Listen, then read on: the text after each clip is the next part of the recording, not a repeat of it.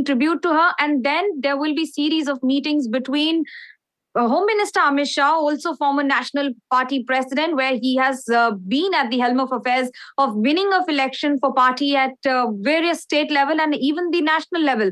So if I could give you an idea on what this meeting holds for, well, there will be a core committee with the party men. There will be prastavaks who will be coming in from various parts of the state, almost all districts, North Bengal to South Bengal, who will be here in Kolkata. There will be a series of meetings expected with the parliamentarians of BJP and even the MLAs of the state. But with that, the party dignitaries will be given and the official office bearers will be having time one-on-one with the Home Minister Amit Shah. This is expected to be the final wrap-up for 2025 before he leaves back for Delhi on 31st night. To give you an idea that Bengal will also have a press conference from the Home Minister Amit Shah on which will focus on the work done by and the party strategy ahead in days to come. But also to give you an idea that the ground is now being prepared where BJP is more focused on what would be the next plan of action in the days to come, with just more than not even 100 days to go as the poll-bound state West Bengal goes for polls and voting. Right. There will be SIR also on focus. All right, Manogya, thanks for that update. That is, of course, a visit that we will be tracking very closely. Manogya is going to be on the ground as well, adding perspective, the political significance of Amit Shah's visit to Bengal. And like she said, SIR will be a top focus.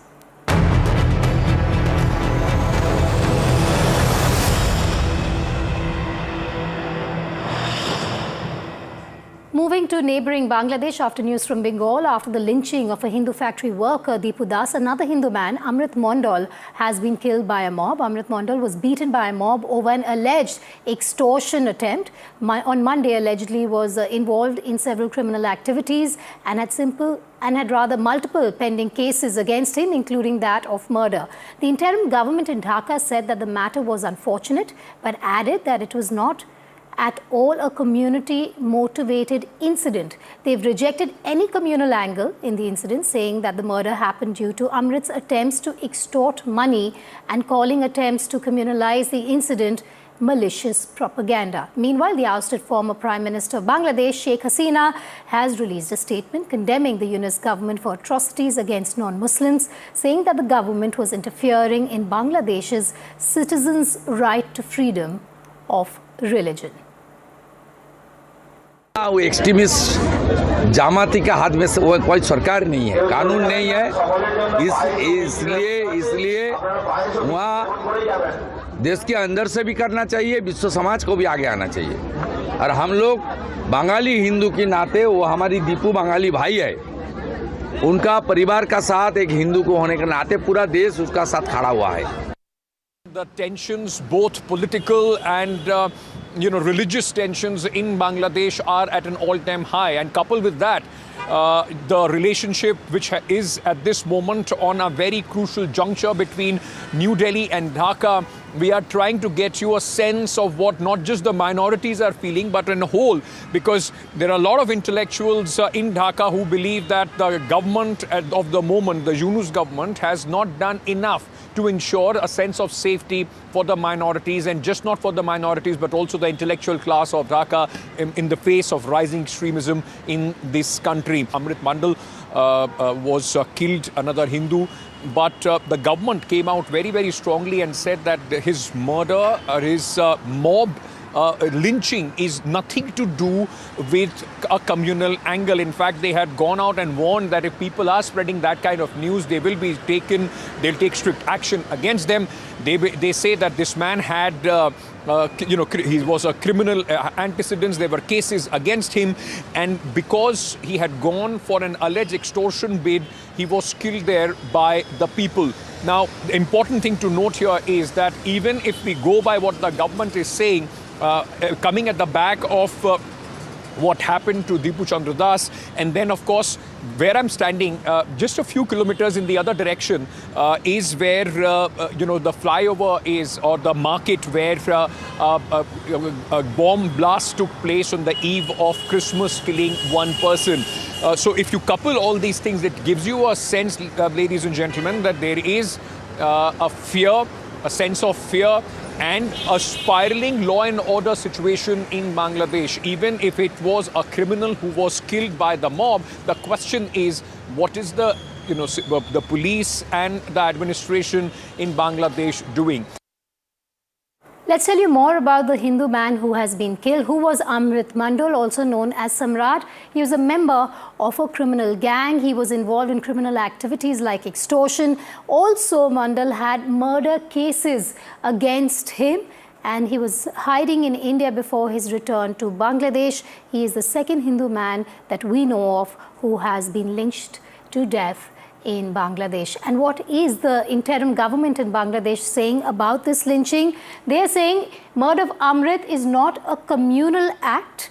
They're saying Mandal attempted to extort locals. Propaganda being spread about this incident strongly condemn murder of Amrit, and they have also assured that they will be taking legal action when it comes to Amrit Mandal's death. But staying with Bangladesh, a fresh political storm has erupted in the country following controversial remarks by a Jamaat-e-Islami aligned lawyer targeting India and the Bangladesh Nationalist Party leader Tariq Rahman.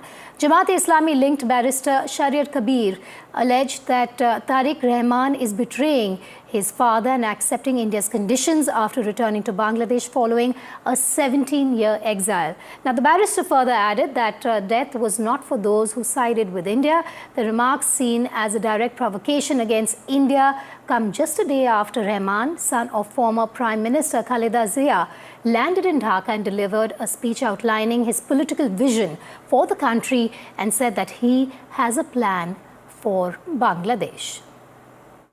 ভারতের কাছে দস্তখত দিয়ে যদি এই দেশে আসেন তাহলে আপনার মৃত্যুর সন্নিকটে, আপনার বাবার রক্তের সাথে তাহলে আপনি বেইমানি করতেছেন, আপনার মায়ের রক্তের সাথে আপনি বেইমানি করতেছেন। আপনার বাবা তালপট্টি দ্বীপ দেয়নি বলে শেখ হাসিনাকে এখানে ঢুকানোর 17 দিনের মাথায় আপনার বাবাকে হত্যা করা হয়েছে। আপনার বাবা পানি চুক্তির আন্ডারে ফারাক্কাকে বলছিল উড়িয়ে দিবে।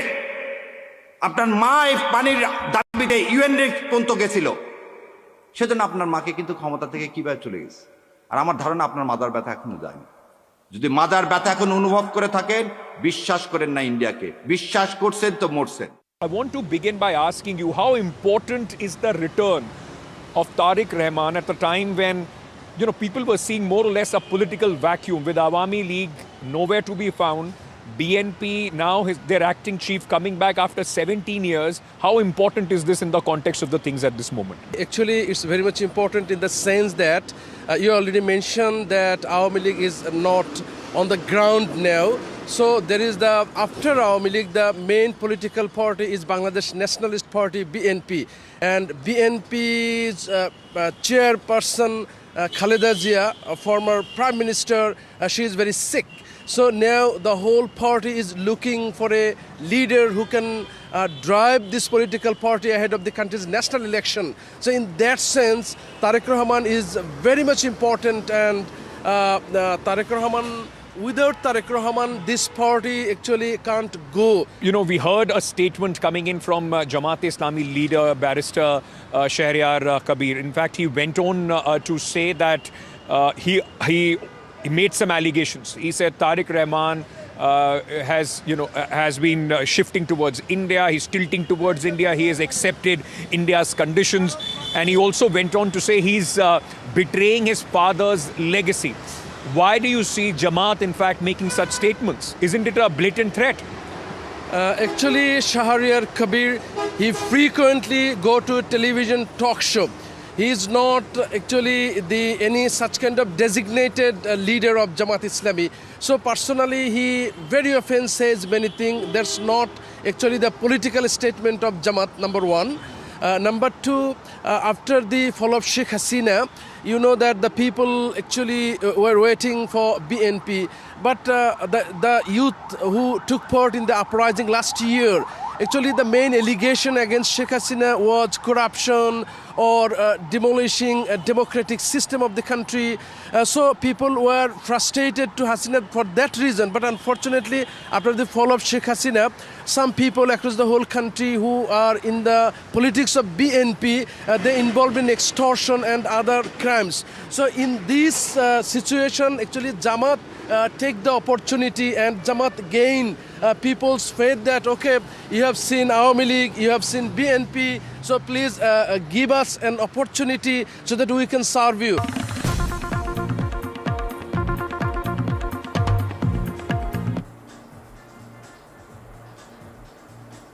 All right, there are some protests happening in New Delhi against Kuldeep Singh Sengar. Let's listen in. In the city and in the country. There is another argument that he has completed the 7 years of treatment. So you mean to say the courts need to say that if he's completed the 7 years of imprisonment, so is that enough? So now he can come out and again rape? He can rape a child, he can rape an elderly woman, he can rape anyone. So फिर उसको अंदर डाल देना, 7 साल की सजा काटेगा और फिर बाहर आ जाएगा. Is it enough? जब उसको लाइफ सेंटेंस दिया गया था तो why is he out? We are not feeling safe, the victim is not feeling safe. Our demand is simple that he should go behind the bars. And do you think that there is a political backing behind this, behind the Kuldeep man, especially because he belongs from BJP? I don't know what to comment on this, but definitely it feels like a political backing up because otherwise ऐसे उसको bell मिलने का कोई मतलब ही नहीं बनता था. तो कोई ना कोई रीजन है जिसकी वजह से आज वो बाहर आया और वो रीजन हम लोगों को अननोन है. हमें सिर्फ इतना पता है कि उसको वापस जेल में जाना चाहिए. That's it. They're demanding that Kuldeep Singh Sengar, who in fact is in jail, should remain in jail. But there is outrage and there has been outrage ever since that order passed by the Delhi High Court. I have Ishika live with me. Ishika, massive protests outside the Delhi High Court, I believe. Just take us through what you're seeing.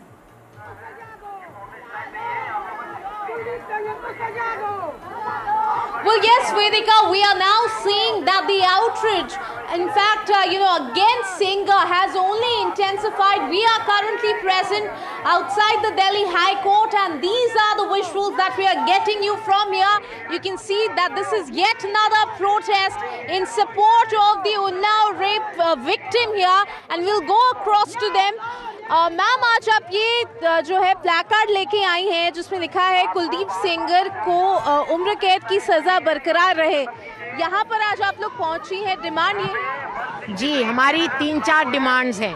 एक तो ये है कि कुलदीप सेंगर की जमानत रद्द हो, दूसरा है उनकी उम्र कैद बरकरार रखी जाए, तीसरा है बलात्कारी और हत्यारा चाहे कितने भी ऊंचे पद पर हो, कोई भी जात हो, कोई भी धर्म हो, उसको सजा मिलनी ही चाहिए और उन्नाव की पीड़िता को संरक्षण देना होगा. So as you heard here, these are the demands of the people, and here we'll show you the visuals continuously that we are getting you from outside the High Court. You can see that the police deployment has also increased here while the protest here continues to intensify. People continuously raising slogans here against Sengar and in fact demanding that the action whatever has been taken by the government, rather whenever they were holding protests, that has not been right. आप भी यहाँ पर पहुँची हैं, क्या कहेंगे? इंसाफ हमारा हक है और वो हक हमें मिलना चाहिए. और अभी जिस तरीके का रवैया देखने को मिला है इस केस में, उसमें क्या? सरकारी अगर पब्लिक की डिमांड पूरी नहीं करेगी तो कौन करेगा? So as you heard here, people continuously raising slogans against Sengar. We'll try to get you more visuals. In fact, you can see how protest has intensified. We are seeing here that there is also a sitting dharna currently that we are showing the visuals of you of. हम जानना चाहेंगे Yogita ma'am, you're also here in the protest, ma'am. Today also you're right here. What are the... See, what we are asking is very simple.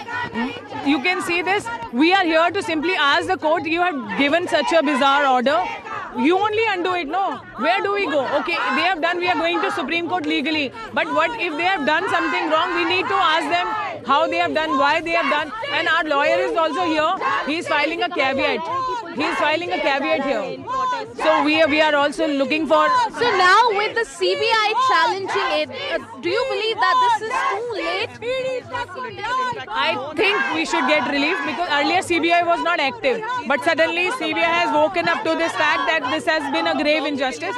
So suddenly now they are woken up, but it's fine. Now that they are shaken up, let them do their job properly this time for sure.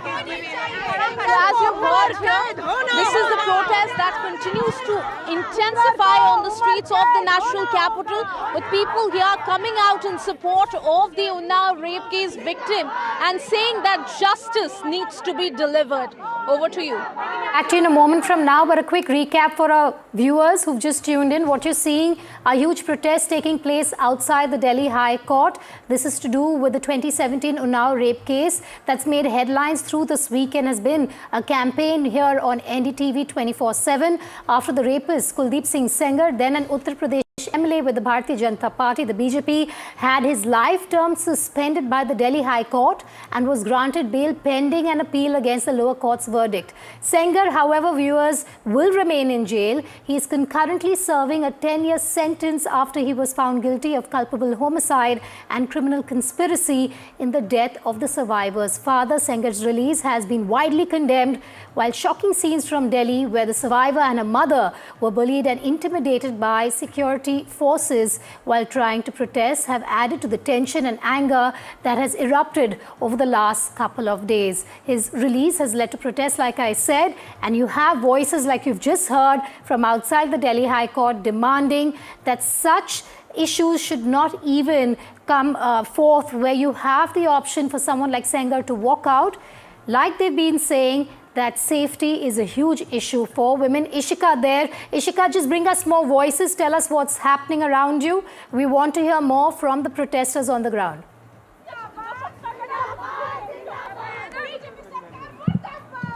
Well, yes, in fact, as we currently are trying to show you the visuals here, the visuals that we are getting you of the protest here, where people here are demanding that why, in fact, such a circumstance has come, where people now have to sit outside the Delhi High Court to demand justice. Ma'am, यहाँ पर आप watching हैं, यहाँ पे आपका अगर हम placard दिखाएं तो आपने लिखा है, पीड़िता नहीं ये साहस है, उन्नाव की चीखों पूछ रही है, कानून सोए नहीं.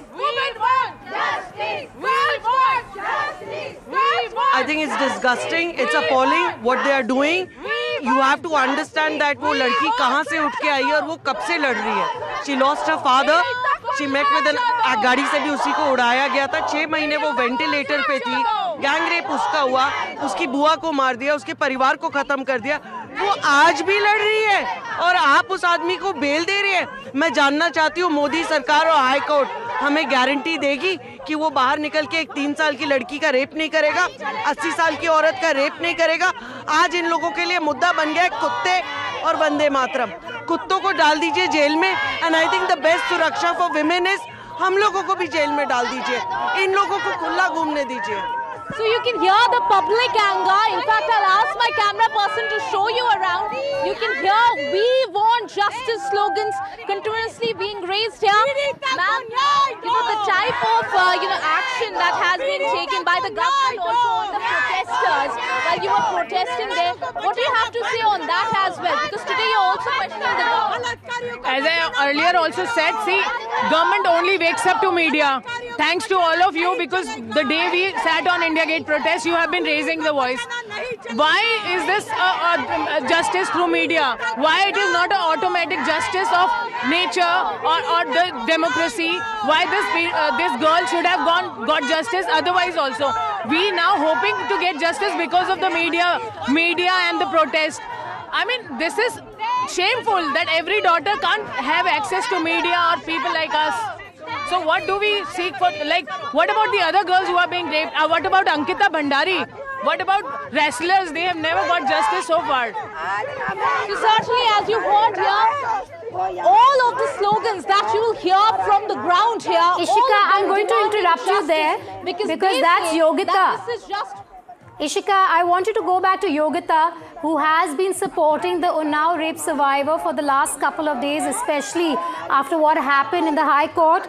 If you could ask her a couple of questions, the first being, how is the rape survivor? She's fighting a tall battle here. She's been demanding justice. There has been harassment over the last few days. There have been claims of intimidation. We want to understand how is she and if that application has been filed in the Supreme Court to challenge this order. Yes.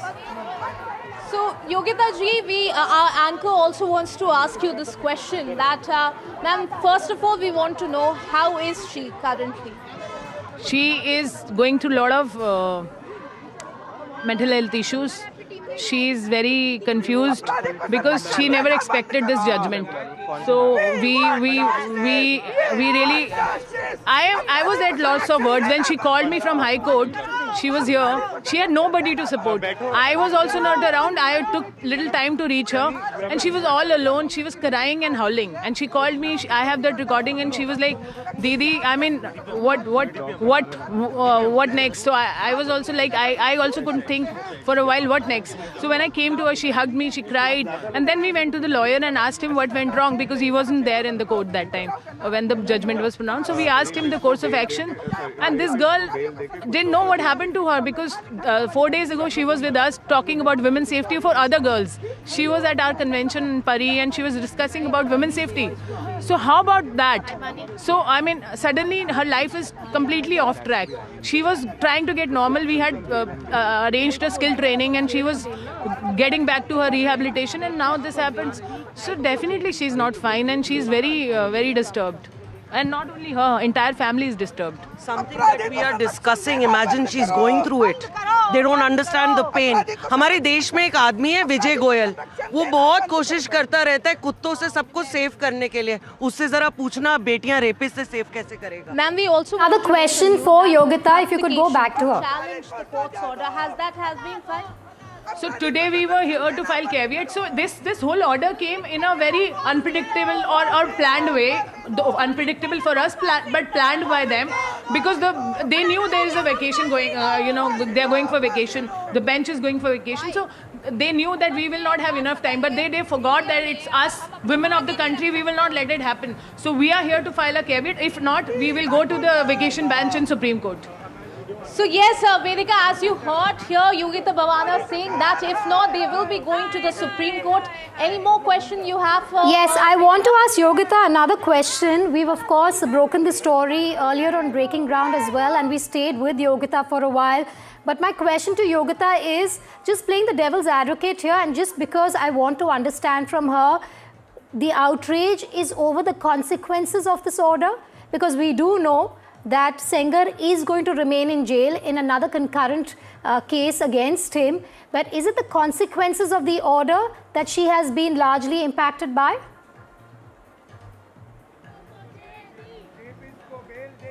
Well, yes, Vedika, I'll take your question to Yogita ji. Yogita ji, anchor Vedika has one question for you. She's asking that, in fact, if we look at this outrage, is this because of, the consequence of this order, because Sengar is going to remain in jail?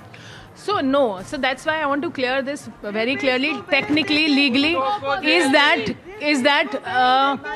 he's been getting this order in first case. The second case is also on the order now. After the vacation, that will be lined up.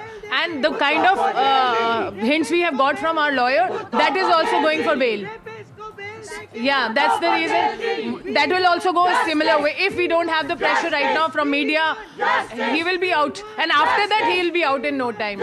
Because this is his first case, second case also in the pipeline of order. So as you heard Vedika here, Yogita ji explaining that in fact in the other case also there is a hint that Sengar might get bail.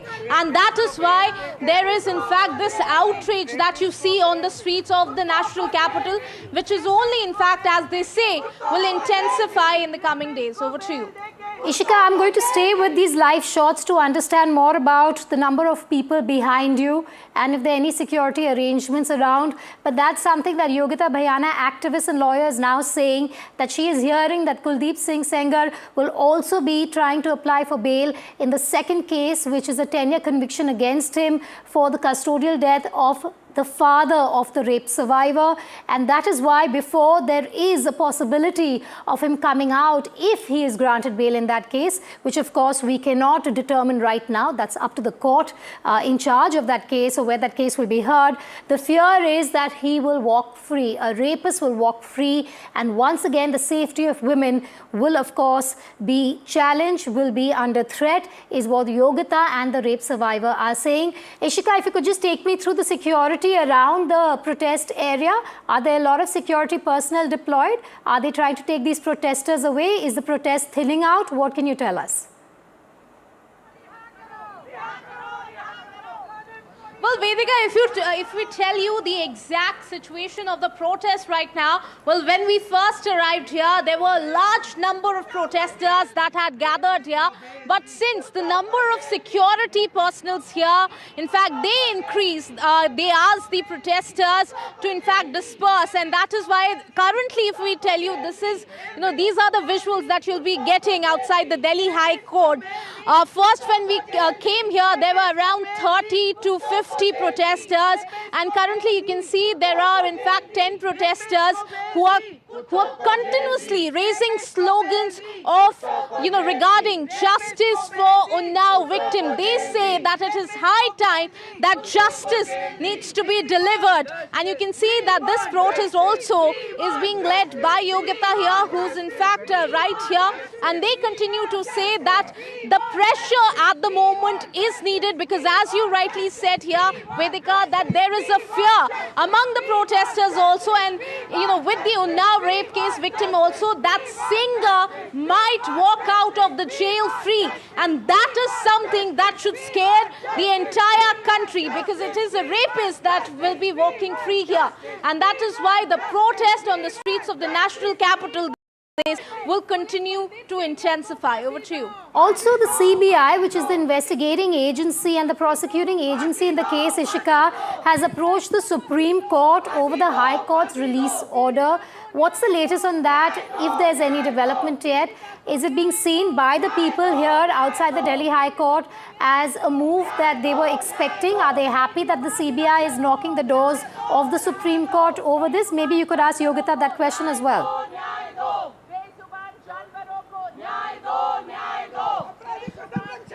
Well, yes, definitely. We'll try to go to them again and we'll try to ask them what they think about the CBI now moving to the Supreme Court.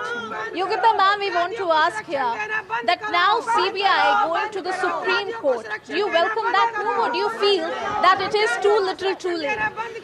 Definitely, it is too late. They did not do their job properly. Let me be very honest here. But because of the pressure I was reiterating, they think what face they will have to show to the people. They were not expecting that country will stand with this girl, media will stand with this girl. Now they have no face to show. That's why they are going to the court. And hopefully they will do the good job out of compulsion, not they wanted to do. So you're saying that CBI going to the court now is too little too late, and that is also, after the pressure on the street. So certainly, as you heard here, this is what Yogita ji and the other protesters have to say. You can look how, in fact, they are raising slogans here. They have come here with the placards demanding justice for the Unnao rape case victim. Over to you. Rishika, thanks for joining us live. Those protest viewers are from outside the Delhi High Court, where the live term was suspended of the Uttar Pradesh MLA, then MLA with the BJP, which is Kuldeep Singh Sengar. He is not out yet because there's a concurrent case against him. But what we're being told now is that there's a high possibility that Sengar will also apply for bail in the second case. Outrage, disappointment over the possible release of Sengar, but I want to reiterate here, he's not out yet. It all depends on the second case, but there's anger on the streets, and there's been anger on the streets for more than 4 days now. We're going to be slipping to a short break. News and updates on the other side. Stay tuned.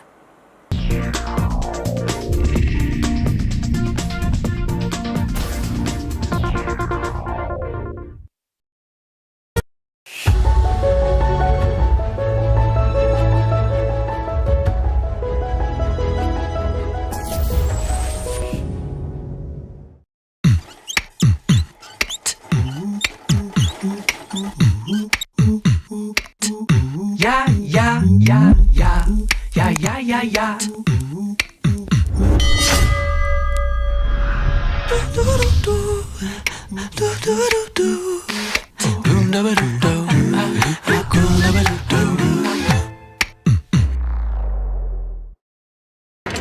The front lines of Kargil.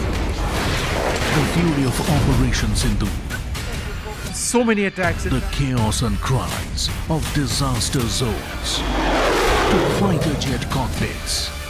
And the world's most defining interviews. It's incredible. He has seen history break. Live. Unfiltered. 20,000 hours of live broadcasting. Welcome to Left, Right and Centre. Hard facts. War-struck country. Hard questions. In the Ukraine. 30 years of trust. In the Kargil area. North Ukraine. In France. In Italy. At Srinagar. Vishnu Shom for NDTV. Vishnu Shom. Only on NDTV.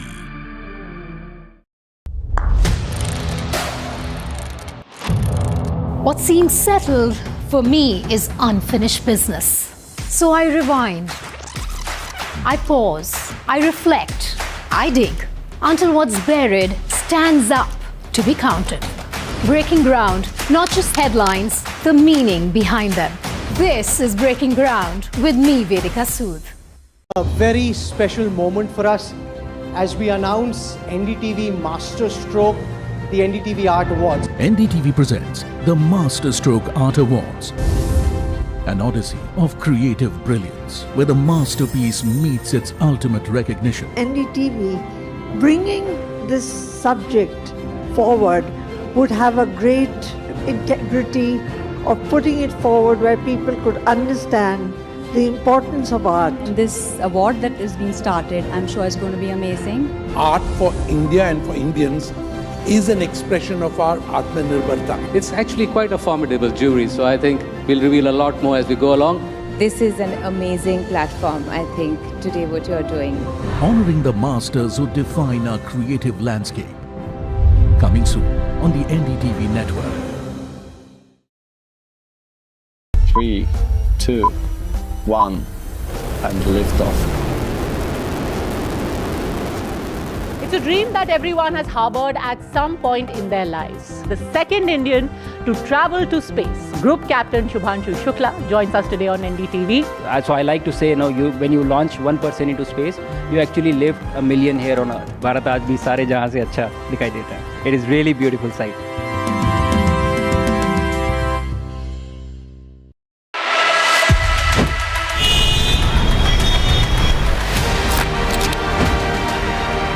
It is Asia's richest civic body.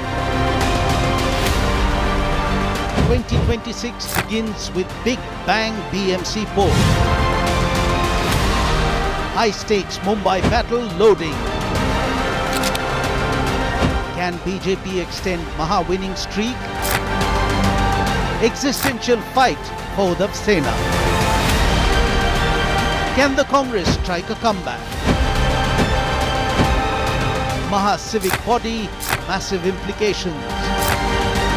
NDTV tracks the Maha build-up, battleground BMC.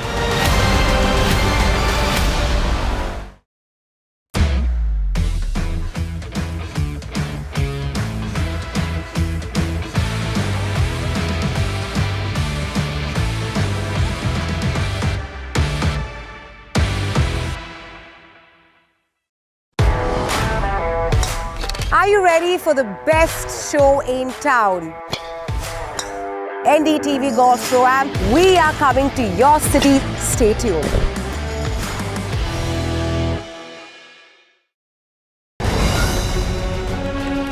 Straight from the heart of the newsroom to the core of the stories shaping your world. Join me, Gargi Raut, as I track all the developments as they break. Live from the NDTV newsroom, weekdays at 4 p.m. 3, 2, 1, and lift off. It's a dream that everyone has harbored at some point in their lives. The second Indian to travel to space, Group Captain Shubhanshu Shukla, joins us today on NDTV. So I like to say, when you launch one person into space, you actually lift a million here on Earth. Bharat आज भी सारे जहां से अच्छा दिखाई देता है. It is really beautiful sight.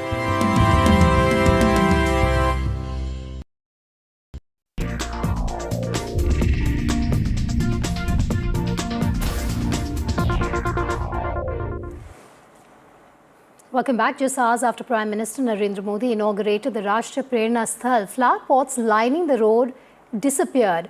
Not because of poor planning, but because people helped themselves to those spots. Yes, flower pots. They were stolen. Viral videos show locals casually walking off with potted plants, turning a symbol of inspiration into a spectacle of irony. What does this say about civic sense, crowd management and post-event planning is what we leave you to decide on. ये परसों तक पूरा complete हो गया था लग करके. मतलब कई दिनों से लग रहा था. परसों से लग रहा था. ये लगभग 10 दिन से लग रहे थे. और क्या इसको सब जब हम लोग को सूचना मिली तो कल से ही आदमी लग करके हम लोग अपना संरक्षित करा रहे हैं इसको लोहिया पार्क में ले जा करके. गोमती नगर लोहिया पार्क में लोग ले गए हैं. वो किस प्रोफाइल के थे? ठीक ठाक लोग थे? कार वाले भी हैं उसमें, स्कूटी वाले भी हैं, जो आम पब्लिक है चलने वाली वो साल में भर के लेके जा रही है, बोरियों में भर के लेके जा रही है. इस तरीके से जो कोई आ रहा है 4 व्हीलर से नोच ले रहा है. तो इसमें कहा नहीं जा सकता किस प्रोफाइल के हैं क्या है. जो जैसा पा रहा है वो लेके चला जा रहा है.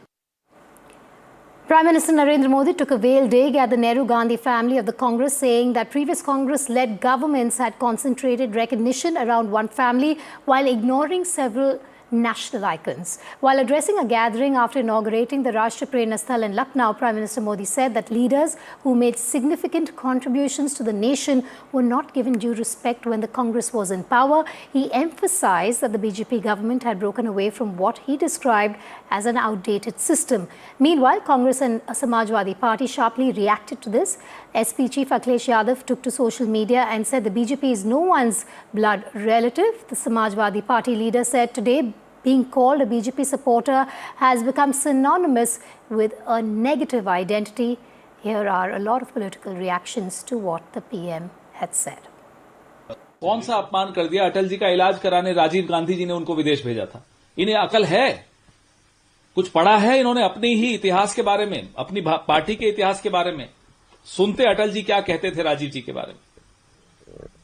अपमान इन्होंने अडवाणी जी का किया है. अपमान इन्होंने मुरली मनोहर जोशी जी का किया है. थोड़े दिनों में राजनाथ जी का भी करने वाले हैं, गडकरी जी का भी करने वाले हैं. लाइन में है ये सब. लेकिन वो भी तो नाम गिना रहे हैं. सम्मान हम करते हैं, पीवी नरसिम्हा राव, मुखर्जी. हाँ बिल्कुल करेंगे साहब. सिलेक्ट करेंगे किस किस का करना है. इनके अपने तो कोई नायक है नहीं, न थे न है न रहेंगे. इनके यहां नायक नहीं है, इनके यहां खलनायक हैं. इसलिए नायक हमसे लिए जाते हैं. जिस जगह का उद्घाटन करने के लिए माननीय प्रधानमंत्री जी आ रहे हैं, उस जगह का नाम भारतीय जनता पार्टी ने प्रेरणा स्थल रखा है. तो मुझे लगा कि ये प्रेरणा स्थल है या पंडा स्थल है.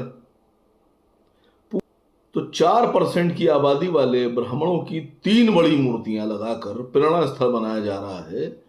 और 96% आबादी वाले लोगों में से कोई महापुरुष गुजरा ही नहीं. किसी दलित की मूर्ति क्यों नहीं है, किसी ओबीसी की मूर्ति क्यों नहीं है. और भारतीय जनता पार्टी से बड़ा सवाल है. कोई किसी पार्टी वाला क्या कह रहा है वो तो मैं नहीं जानता. MIM के लिए तो तमाम लोग कहते हैं कि भारतीय जनता पार्टी की बी टीम है. और भारतीय जनता पार्टी को जिन बयानों से फ़ायदा मिलता है, ओवैसी साहब और ओवैसी साहब के साथी वही बयान देते हैं.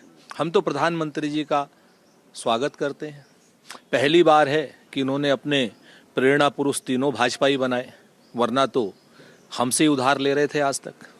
कभी गांधी जी को अपना आराध्य मानते हैं, कभी पटेल साहब को आराध्य मानते हैं. ये अलग बात है. ना गांधी की नीतियों पर चलते हैं, ना पटेल साहब की नीतियों पर चलते हैं. पटेल साहब की नीतियों पर चलते तो RSS को बैन कर देते. प्रधानमंत्री जी, हम आपका लखनऊ में स्वागत करते हैं, लेकिन हमें उम्मीद है कि आप युवाओं की प्रेरणा बनेंगे, उनको नौकरियों का अधिकार दे करके.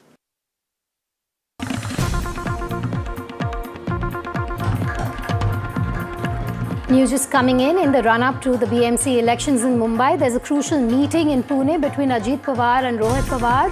and this could rather be an indication of a possible pre-poll tie-up. We have our reporter with us, but before that, here's a reaction coming in on that breaking news. आणि इतरही आमच्या सर्व नेत्यांची आणि मी स्वतः त्याच्यामध्ये लक्ष देऊन आहे. कार्यकर्त्यांचं जे मत आहे ते कार्यकर्त्यांचं मत गृहीत धरलं पाहिजे. काही लोकांचं महाविकास आघाडीबरोबर जाणं असं त्या ठिकाणी सांगण्यात आलेलं आहे आणि काही लोकांचं मत आहे की घड्याळाबरोबर जाणं हे उचित ठरू शकतं.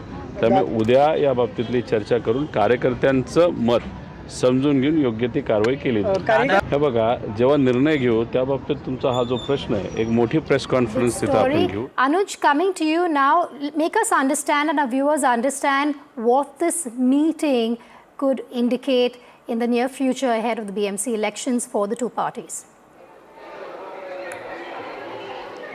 A big churn was on cards in Maharashtra, especially after the official reunion of the Thackeray cousins just a couple of days back. But now the action has shifted to Pune, where both the NCPs are all set to come back together. The news about this, the development about this were happening for last 1 month or so, because Pune is that one place which is considered to be a very old and strong fortress of the Nationalist Congress Party. But in the last few elections, we've seen that the Bharatiya Janata Party has also made very considerable and substantial inroads into this fortress. Now the primary contest in Pune for the upcoming Pune Municipal Corporation is going to be between the Nationalist Congress Party led by Ajit Pawar and the Bharatiya Janata Party. Given the fact that it's mostly a binary battle, that is why Sharad Pawar's faction, which was humbled very badly in the recently held municipal council election, is in all likelihood to join hands with the rival faction and its namesake Nationalist Congress Party led by Ajit Pawar. This is going to be a very major development if it actually consolidates in the future, in the next couple of days, as has been hinted by Rohit Pawar himself, because this will be the first time since 2023 that both of these rival factions will join hands for the first time after splitting in a major electoral battle. But it has also come with some cost. I'm currently standing in the Congress Party's office in Mumbai, where the former mayor of Pune city and the former city chief Prashant Jagtap is going to officially enter into the Congress Party. A couple of days back, he resigned from his position as a city chief in Pune from Sharad Pawar's party because of the rumors which were floating about the reunion of the Pawar family. Something that is not going down very well with a lot of sections of the workers of the NCP, something that Rohit Pawar also hinted at. All right, so crucial meet in Pune. We have Anuj who's giving us the inside track on that. Anuj, do stay with me. We're going to come back to you in a moment from now, because there's another story from Maharashtra we want to talk to you about.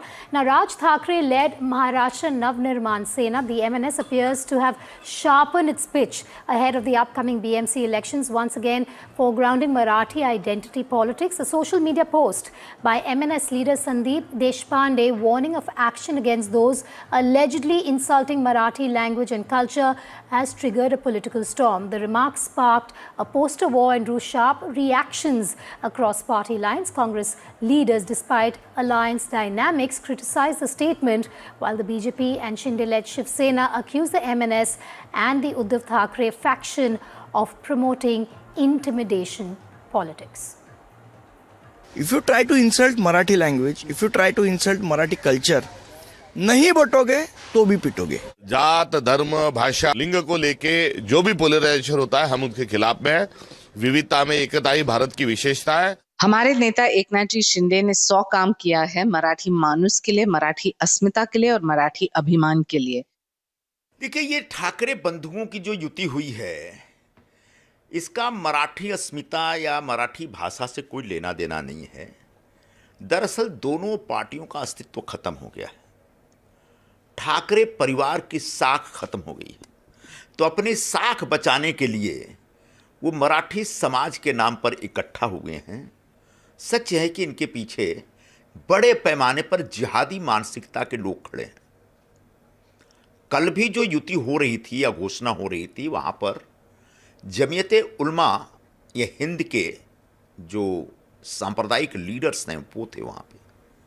जिस तरीके से उद्धव ठाकरे संभाजीनगर से रियाज मामू को बुलाते हैं, जो धर्मवीर संभाजी महाराज के खिलाफ है, जिसने संभाजीनगर के नामांतरण के खिलाफ सिग्नेचर कैंपेन चलाया था, बंद की अपील की थी, ऐसे लोगों से हाथ मिला के दोनों भाई मुंबई में महानगर पालिका चुनाव लड़ना चाहते हैं.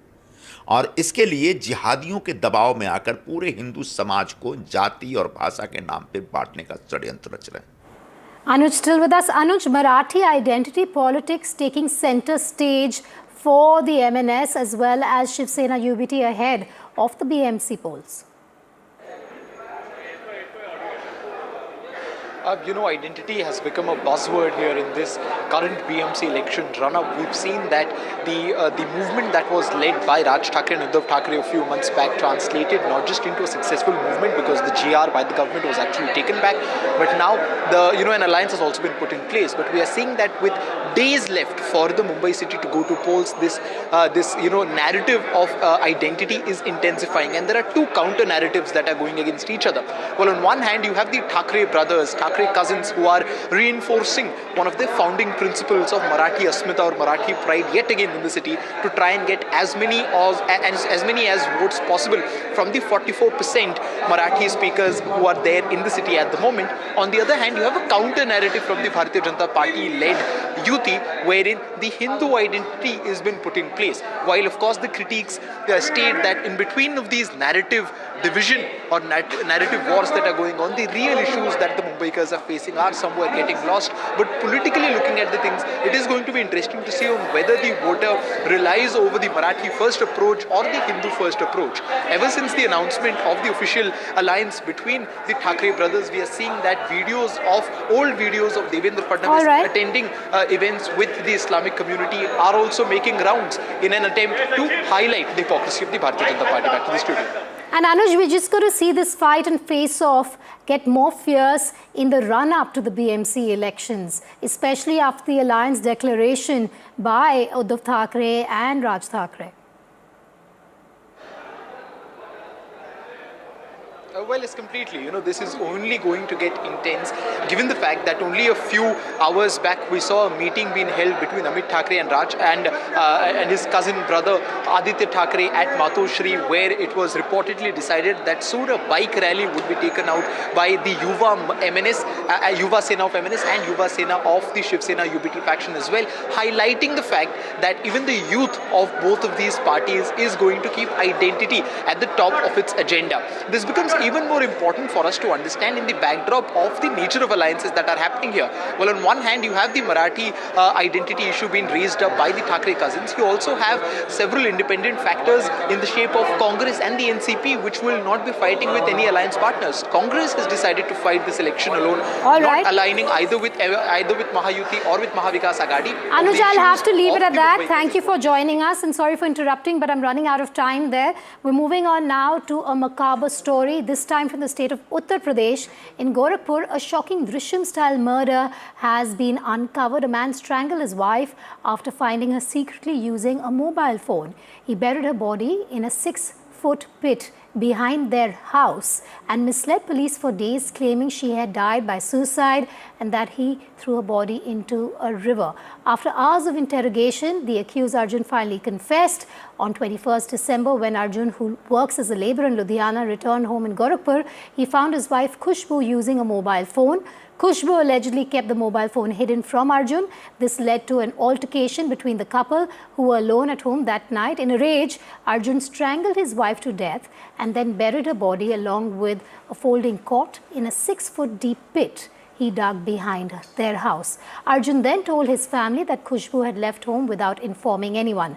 Police recovered the body based on his statement. Officers say he has suspected his wife of an illicit affair. The couple had been married for 2 years. Arjun has now been arrested and the victim's body has been sent for post-mortem examination. Ranveer joins me on the phone line. A murder most macabre and a cover-up as bad, Ranveer. All right, we seem to have lost the line there, but that story is from the state of Uttar Pradesh, where a man killed his wife and there was a cover-up after, and it was a Drishyam-style murder influenced by the Hindi Bollywood movie. Here's a reaction coming in from the Uttar Pradesh police. यह प्रकरण थाना बेलघाट का है। आज दोपहर करीब 1 बजे स्थानीय थाना को सूचना प्राप्त हुआ कि एक व्यक्ति अपनी पत्नी की हत्या कर दिया। सूचना पर स्थानीय पुलिस तत्काल मौके पर पहुंची। मृतका के पति आरोपी अर्जुन पुत्र श्याम नारायण को पुलिस हिरासत में लिया गया है। इन्हीं की निशानदेही पे शव बरामद किया गया। नियमानुसार शव का पंचायतनामा भर पोस्टमार्टम के लिए भेजा गया है। प्राप्त तहरीर के आधार पर अभियोग पंजीकृत किया जा रहा है। अन्य वैधानिकाएं प्रचलित है। And here's a look at what's going viral this afternoon in our special segment Going Viral. A Christmas call moment from the White House has gone viral as Donald Trump praised Melania on a live holiday call. The First Lady quickly stepped in to move things along, cutting him short. Here's that awkward moment. We're going to play out that entire sequence for you. How are you doing, First Lady? Oh, look at you. I'm waiting for a phone call. Is this the greatest First Lady? People love our First Lady, right, honey? Yeah. Look at her. How elegant is the First Lady? Look at you. I'm not supposed to be doing this. Matt, anybody else? Are they calling? They do? Yeah, okay. This will be both your last call. Okay, perfect. Is that her last call? Both of you. How are you doing, First Lady? Oh, look at you. I'm waiting for a phone call. Is this the greatest First Lady? People love our First Lady, right, honey? Yeah. Look at her. How elegant is the First Lady? Look at you. I'm not supposed to be doing this. Matt, anybody else? Are they calling? They do? Yeah, okay. This will be both your last call. Okay, perfect. Is that her last call? Both of you. And on that note, we're sipping a short break. Breaking Ground will continue after a short break. Stay tuned.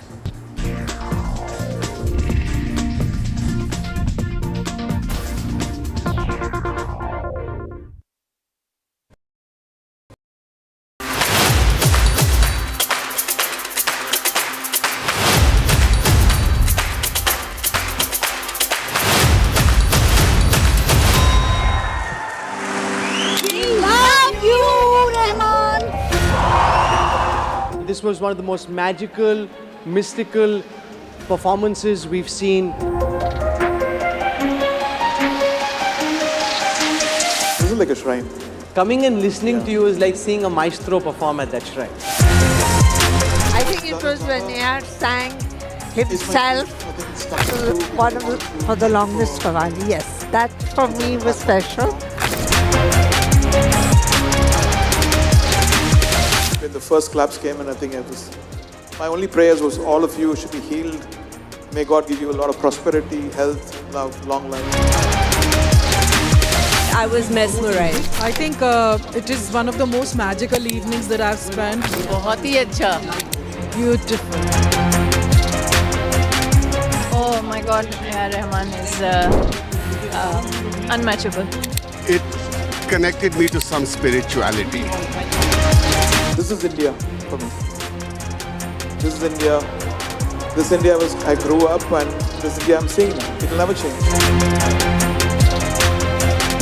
When you have somebody like an A.R. Rahman, legend, maestro, I don't know which word should we choose. It was just a treat. Pulling us into this country. They argue, I conclude. They deflect, I drill down.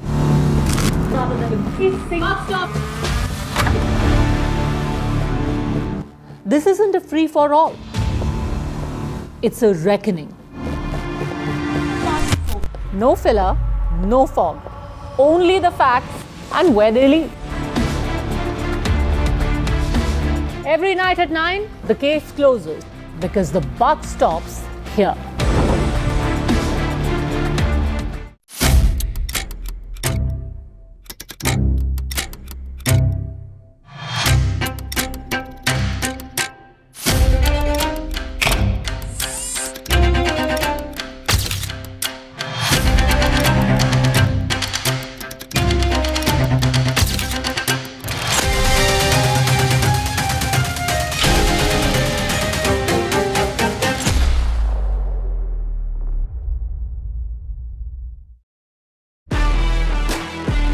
Good evening, ladies and gentlemen.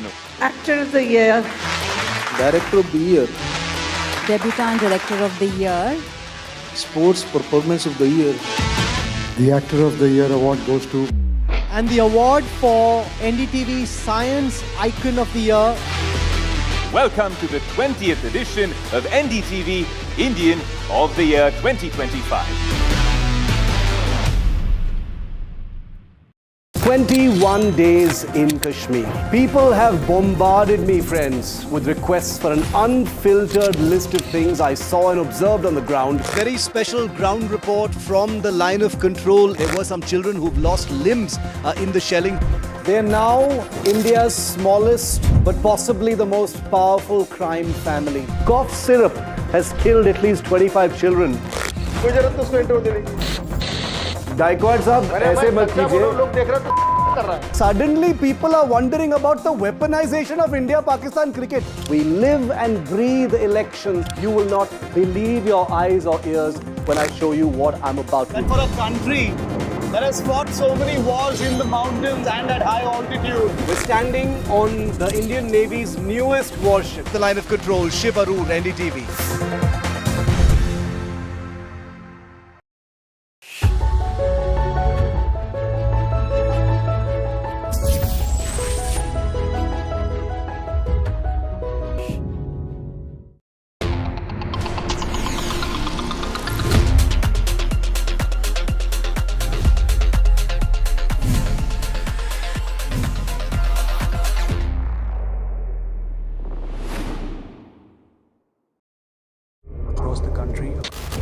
He has tracked the pulse of power from Washington to Korea. Witnessed history being made in global capitals and conflict zones. Brought clarity to complex issues of national security and international affairs. Aditya Raj Kaul, covering international affairs like no one else. Only on NDTV network.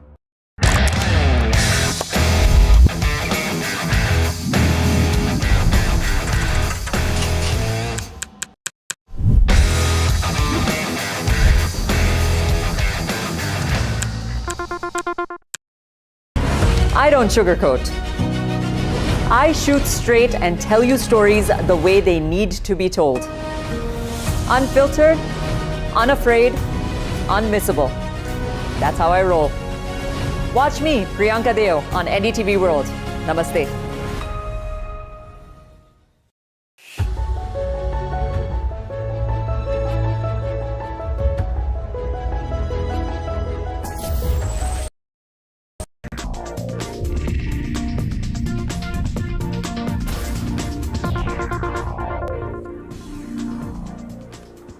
Welcome back. You're watching Breaking Ground. I'm Vedika Sood. A quick check on the headlines at this hour. Another Hindu man lynched in Bangladesh. Police probe extortion angle. Bangladesh interim government says the incident was not communal. With an eye on the upcoming state elections, Home Minister Amit Shah to visit Bengal on the 30th and 31st of this month. This marks his final round of meetings for the year. And importantly, his first tour to the state focused purely on election strategy. Protest erupts in Delhi once again against Unnao rape convict Kuldeep Singh Sengar. Protesters outside Delhi High Court demand cancellation of his bail, which was granted earlier this week. After the Santa jibe at the Delhi government over pollution, Aam Aadmi Party targets Delhi LG with the Gajni poster jibe, alleges the LG sent a letter to Kejriwal to tackle pollution, having forgotten that the BJP is in power. A massive surge of tourists for Christmas and New Year's. From Manali to Lahore, roads are packed and vehicles are jamming the roads. A 44-year-old Indian origin man has died in Canada, allegedly due to negligence. Family claims he was kept waiting for 8 hours. His last words to his father were, "Dad, I can't bear the pain."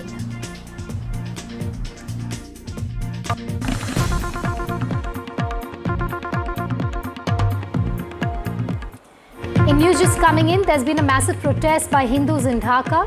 There are slogans of Jai Shri Ram that are being chanted on the streets of Dhaka. Hindu groups are demanding the hanging of Deepu's killers. Remember, 2 Hindus have been lynched in Bangladesh. I have Ankit Tyagi joining me on the phone line from Dhaka. Ankit has been tracking all the developments happening in the capital as well as around. Ankit, massive human chain that's been formed. Can you describe to us more about this human chain, the protests and the demands by the organizers?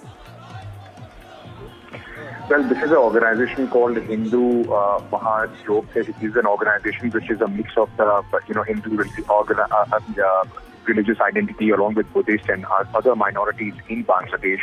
And this protest took place right outside the press club here in Dhaka, where the human chain was formed, demanding and reminding the government of the rights of the minorities in the sense of insecurity that they feel after the ouster, of course, of Sheikh Hasina. And since then, the attacks which have taken place on the minorities, Deepu Chandra Das, the latest victim of the mob lynching, they more than, the big voice that was raised here was that these false allegations of blasphemy which are put on any member of the minority community, as was the case of Deepu Chandra Das, and they are lynched brutally.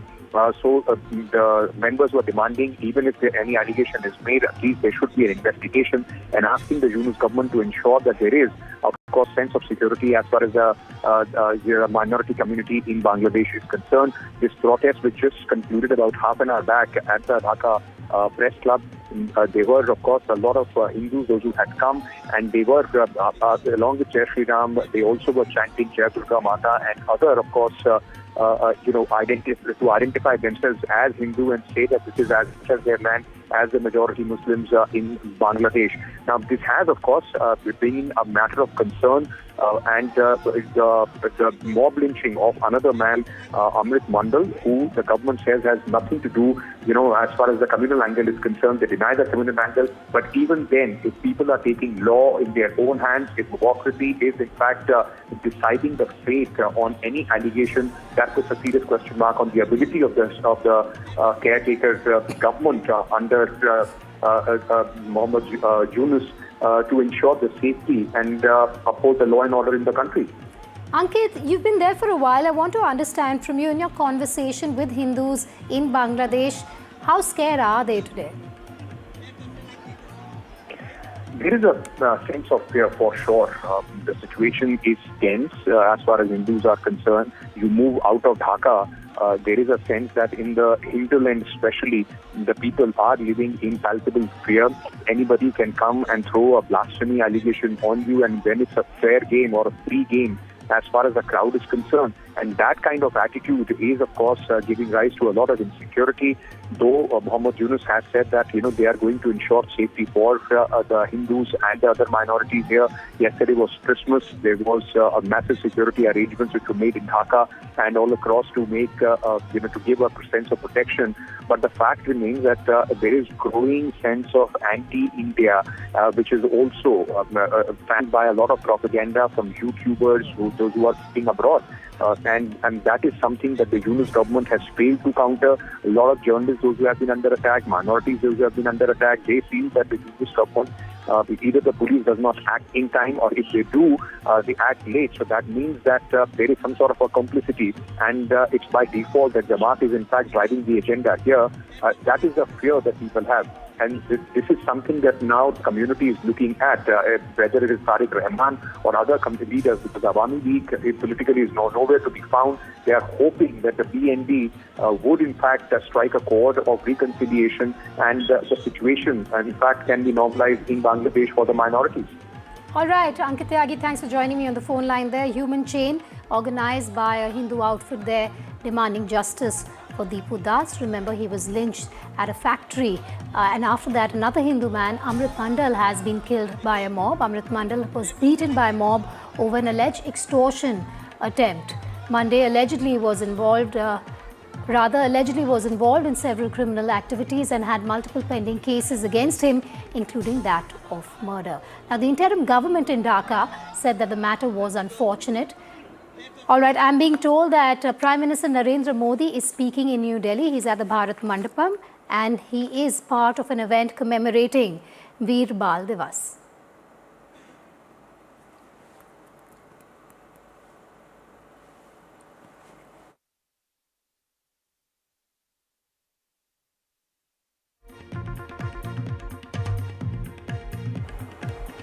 Prime Minister Modi there interacting with some children. We'll try and get you the audio there. But Prime Minister Modi is at the Veer Bal Divas event. This is in the national capital at Bharat Mandapam. We'll try and get you the audio shortly.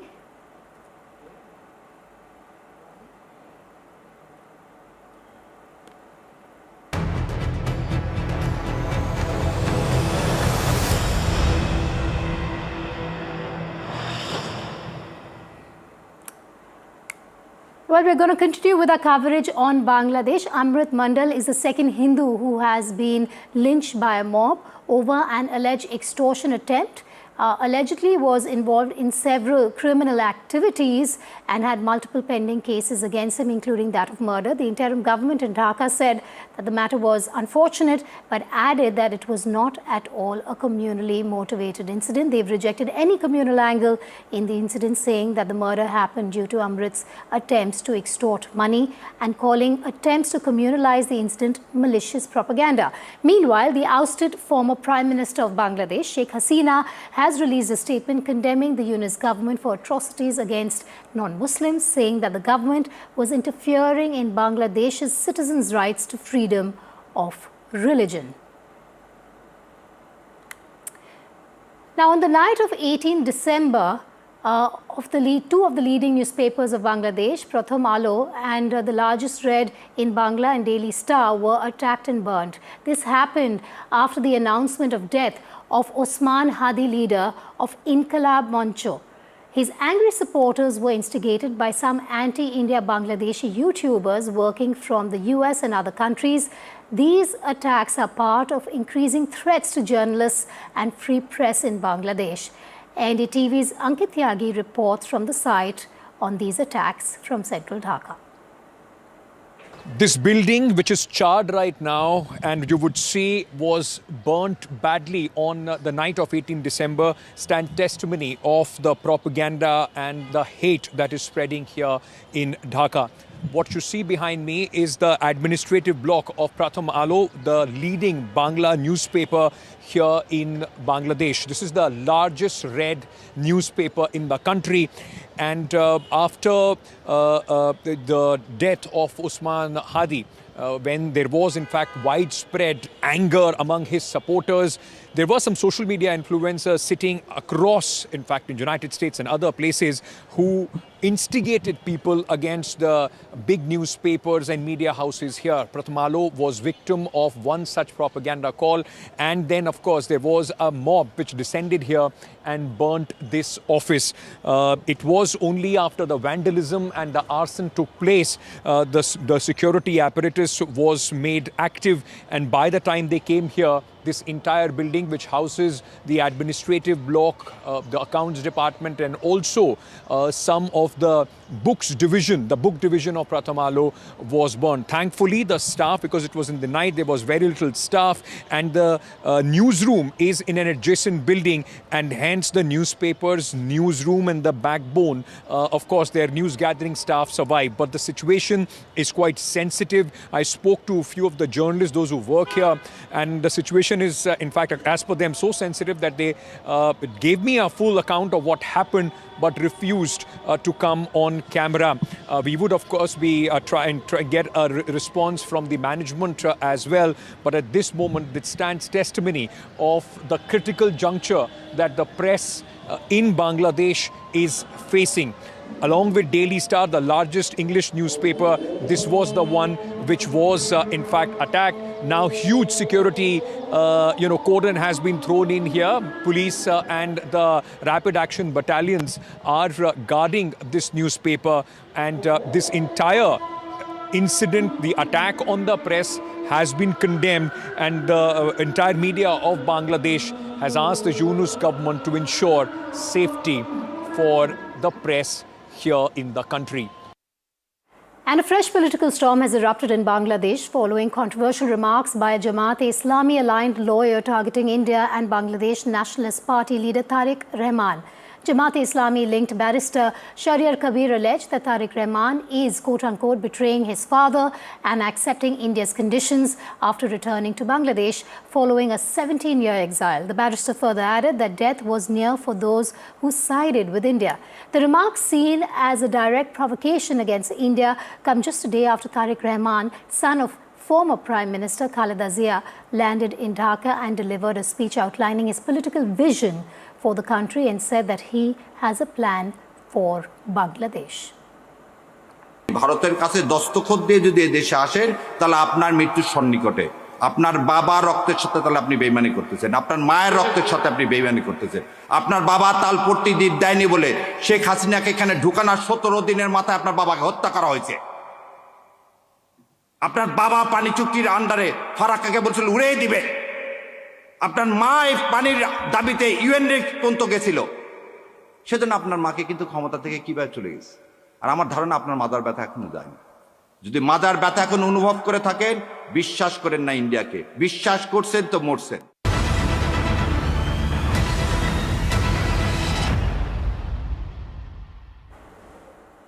In news from West Bengal, Union Home Minister Amit Shah is set for a 2-day visit to the state on the 30th and 31st of this month. This marks his final round of meetings for 2025 and, importantly, his first tour to the state focused purely on election strategy. During his stay in Kolkata, Amit Shah will chair a series of high-level meetings with officials and the BJP's core committee. He is also expected to hold one-on-one discussions with Bengal leaders to sharpen the party's roadmap for the 2026 elections. A press conference is also scheduled as part of the visit, which is being seen as a significant morale boost for the BJP in Bengal as the new year approaches. Manogya Loiwal, senior editor, joins me live. She's tracking all the developments and has been for a while ahead of the state elections in West Bengal. Manogya, all eyes will be on the Home Minister while he's on that 48-hour visit to Bengal. Of course, what is of importance and the biggest takeaway from what you've been talking to us about is how the only focus of this visit for the Home Minister is going to be the upcoming Bengal polls. Even as we get all the details, I'll give you one very interesting input, and that is that Home Minister Amit Shah will also be holding meetings, which are two very important meetings. One will be a coordination meeting with Sangh officials here and representatives from Sangh here in Kolkata and West Bengal. That is also on the cards. And with that, there's one more important meeting with stakeholders in Kolkata. That means Kolkata Municipal Corporation areas, people who hold utmost importance, be it political or other spheres of life, will also be invited for a meeting with Home Minister Amit Shah. Remember, he's known as Chanakya of BJP for his strategy, his entire development of strategy or the poll action, especially for the poll-bound states in the country. Bengal has been absolutely different with the 2021 election, what the results were.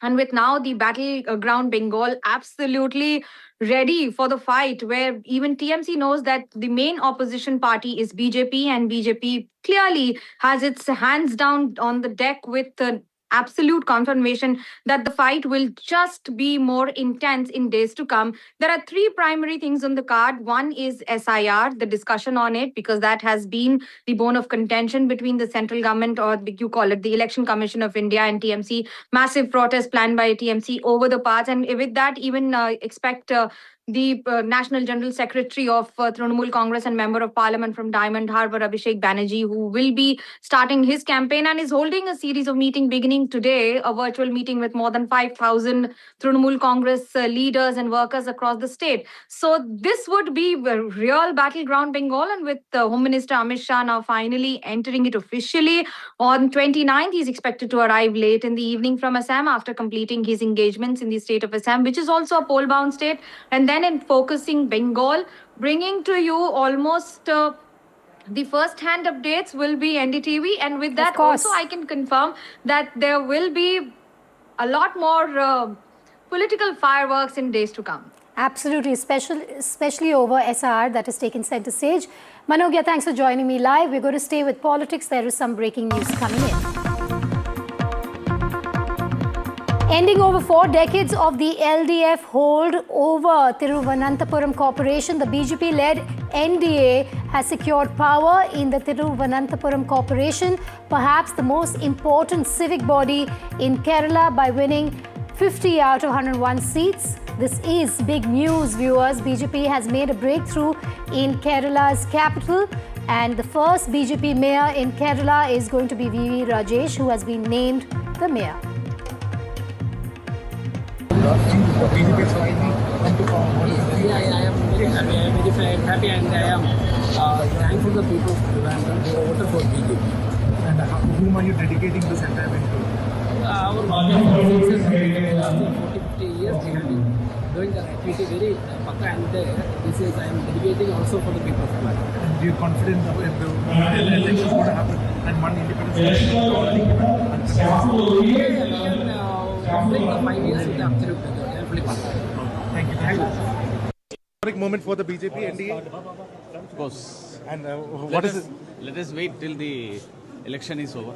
Okay. But this moment is what BJP has won 50 seats in the council, and it's a very happy occasion, great occasion for the entire country and Kerala.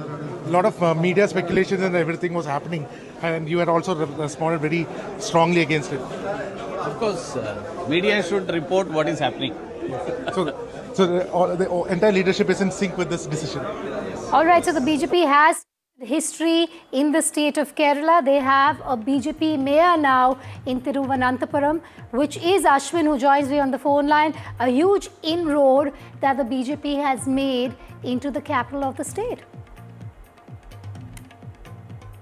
We are witnessing right now. I am reporting from inside the council hall in Thiruvananthapuram, where the first BJP mayor has been elected in a corporation for the first time ever, toppling down a corporation which was ruled and roosted by the CPM for the last 4 decades. This has now become a fortress of the BJP, with 51 members voting for the newly elected mayor of the BJP, VV Rajesh. VV Rajesh becomes, his name will be etched in the history, because this is the first mayor that BJP has got in the history ever since the state came into formation in 1956. There was a vote of 100 people. 2 votes of the UDF went, did not register itself because of the lack of signature, and there was an issue, and 2 votes became illegitimate, and because of which, by a thumping majority, 51 votes have been given, including 1 independent candidate, Radha Krishnan, has come forward to support the BJP, therefore underlining the rule of BJP in the Thiruvananthapuram Corporation. And what is most important is that this is now being witnessed by Rajiv Chandrasekhar, Union Minister, has also come. Suresh Gopi is also here. All the veteran leaders of the BJP is all over here and witnessing this historic moment. Thiruvananthapuram, known as the city of Anantapur, known as the city of Sri Padmanabha, is now getting his first BJP mayor, and it was a sight to see, because after he was elected, he called in the opposition leaders to come on the dais and speak. But unfortunately, the UDF representative Shabari Nath refused to come on stage, but the CPM candidate did come and addressed the entire council. So this is what we are witnessing here right now in Thiruvananthapuram. We are seeing that the BJP mayor VV Rajesh has taken charge, a man who has been known to be working in Thiruvananthapuram for last many decades. In fact, he started his work as a Yuva Morcha activist, and we have seen him leading the district. He was the district BJP president. He is somebody who has been leading this district for the last many decades.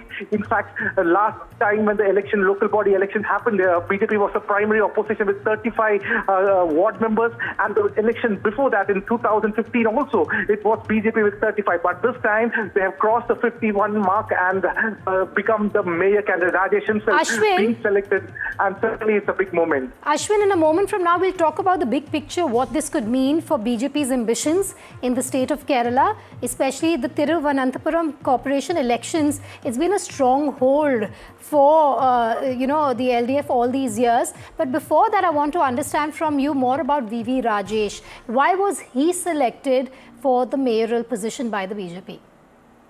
VV Rajesh has been the face of the district of Thiruvananthapuram for BJP for the last many decades. In fact, as I just mentioned, he has been working in Thiruvananthapuram for the last 3 decades. And he knows every single corner of the city, nook and cranny of the city, what the city needs.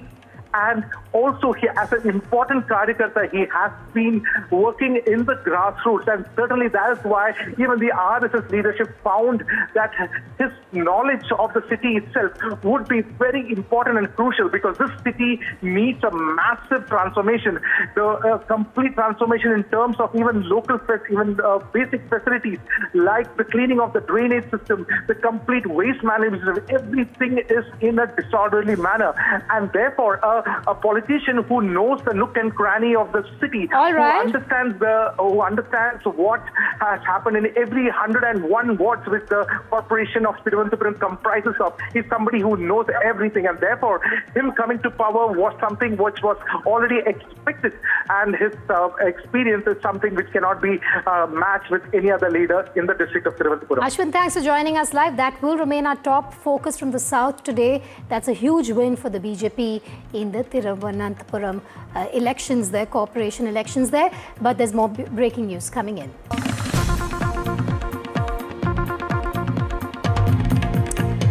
All right, the Bollywood movie Dhurandhar has entered the 1,000 crore rupee club. It's raked in 1,000 crores in just 20 days. A huge successful run for the movie, starring a lot of actors from the Bollywood industry. I have with me on the phone line Prashant. Prashant, it's been 1,000 crores in 20 days, a Dhurandhar run for the movie. Yes, Vedika, you are right. The studio is saying that it has the collection is around 1,006 crores.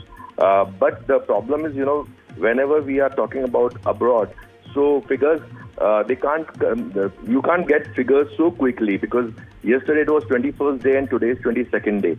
So if we talk about Indian collection, so Indian collection is 633 crores, which is net. Net means there is no tax. After deducting tax, 633 crores. So when we talk about worldwide collection, so in worldwide collections, different countries have different kind of taxation system. So we can say that it's near to 1,000 crores, but this figure is given by studio. So we can say, not today, but by tomorrow, it will 100% cross this figure, 1,000 crores. But yeah, it's very close to cross Jawan's lifetime collection, which was around 640 crores. All right. Thank you so much for joining us live on the phone line there on Breaking Ground. But staying with the movie, let's just tell you, Dhurandhar has cemented its place, of course, among the country's biggest cinematic successes, with record-breaking collections and packed theatres across regions. Also, some additional shows have been added over the last 3 weeks because of the run that this and the feedback that this movie has been getting, and the number of people thronging halls to watch this movie. Here's a report. फिर तुम लोगों के पटाखे खत्म हो गए तो मैं धमाका शुरू करूं. A thunderous run at the box office and a historic milestone for Indian cinema. Aditya Dhar's Dhurandhar has broken into the top 10 Indian movies of all times, collecting over 600 crores till now, dethroning Animal, which stood at 553 crore lifetime collection.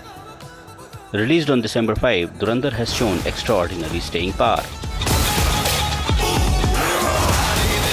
A strong word of mouth and packed theatres across the country.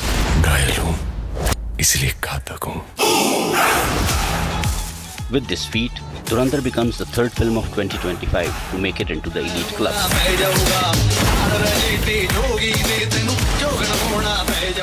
Beyond numbers, the film has sparked rare camaraderie in the industry. Director Sandeep Reddy Wanga publicly praised Dhurandhar, calling it a film that moves with dominance and fierce clarity, applauding its performances, music and direction. Major Iqbal, ISI. Director Aditya Dhar responded with gratitude, lauding Wanga's fearless storytelling and saying praise like this gives the film quiet validation. Filmmakers like Karan Johar, Ram Gopal Verma and Siddharth Anand have also showered appreciation, calling Dhurandhar a throwback to rooted, conviction-driven cinema. But while audiences have flocked to theatres, The film has stirred controversy over its political narrative and portrayal of real-life events. Some have accused Dhurandhar of veering into propaganda. Internationally, Dhurandhar was reportedly banned in several Gulf countries, including Saudi Arabia, UAE, Kuwait, and others.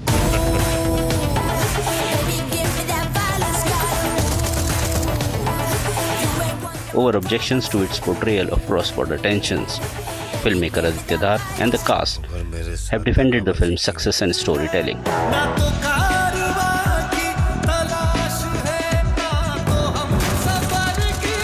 Dismissing criticism as noise and praising the audience's organic embrace of the film. Starring Ranveer Singh with powerful performances by Akshay Khanna, Sanjay Dutt, R. Madhavan. Dhurandhar continues its dominant theatrical run, breaking records and winning hearts. NDTV Bureau Report.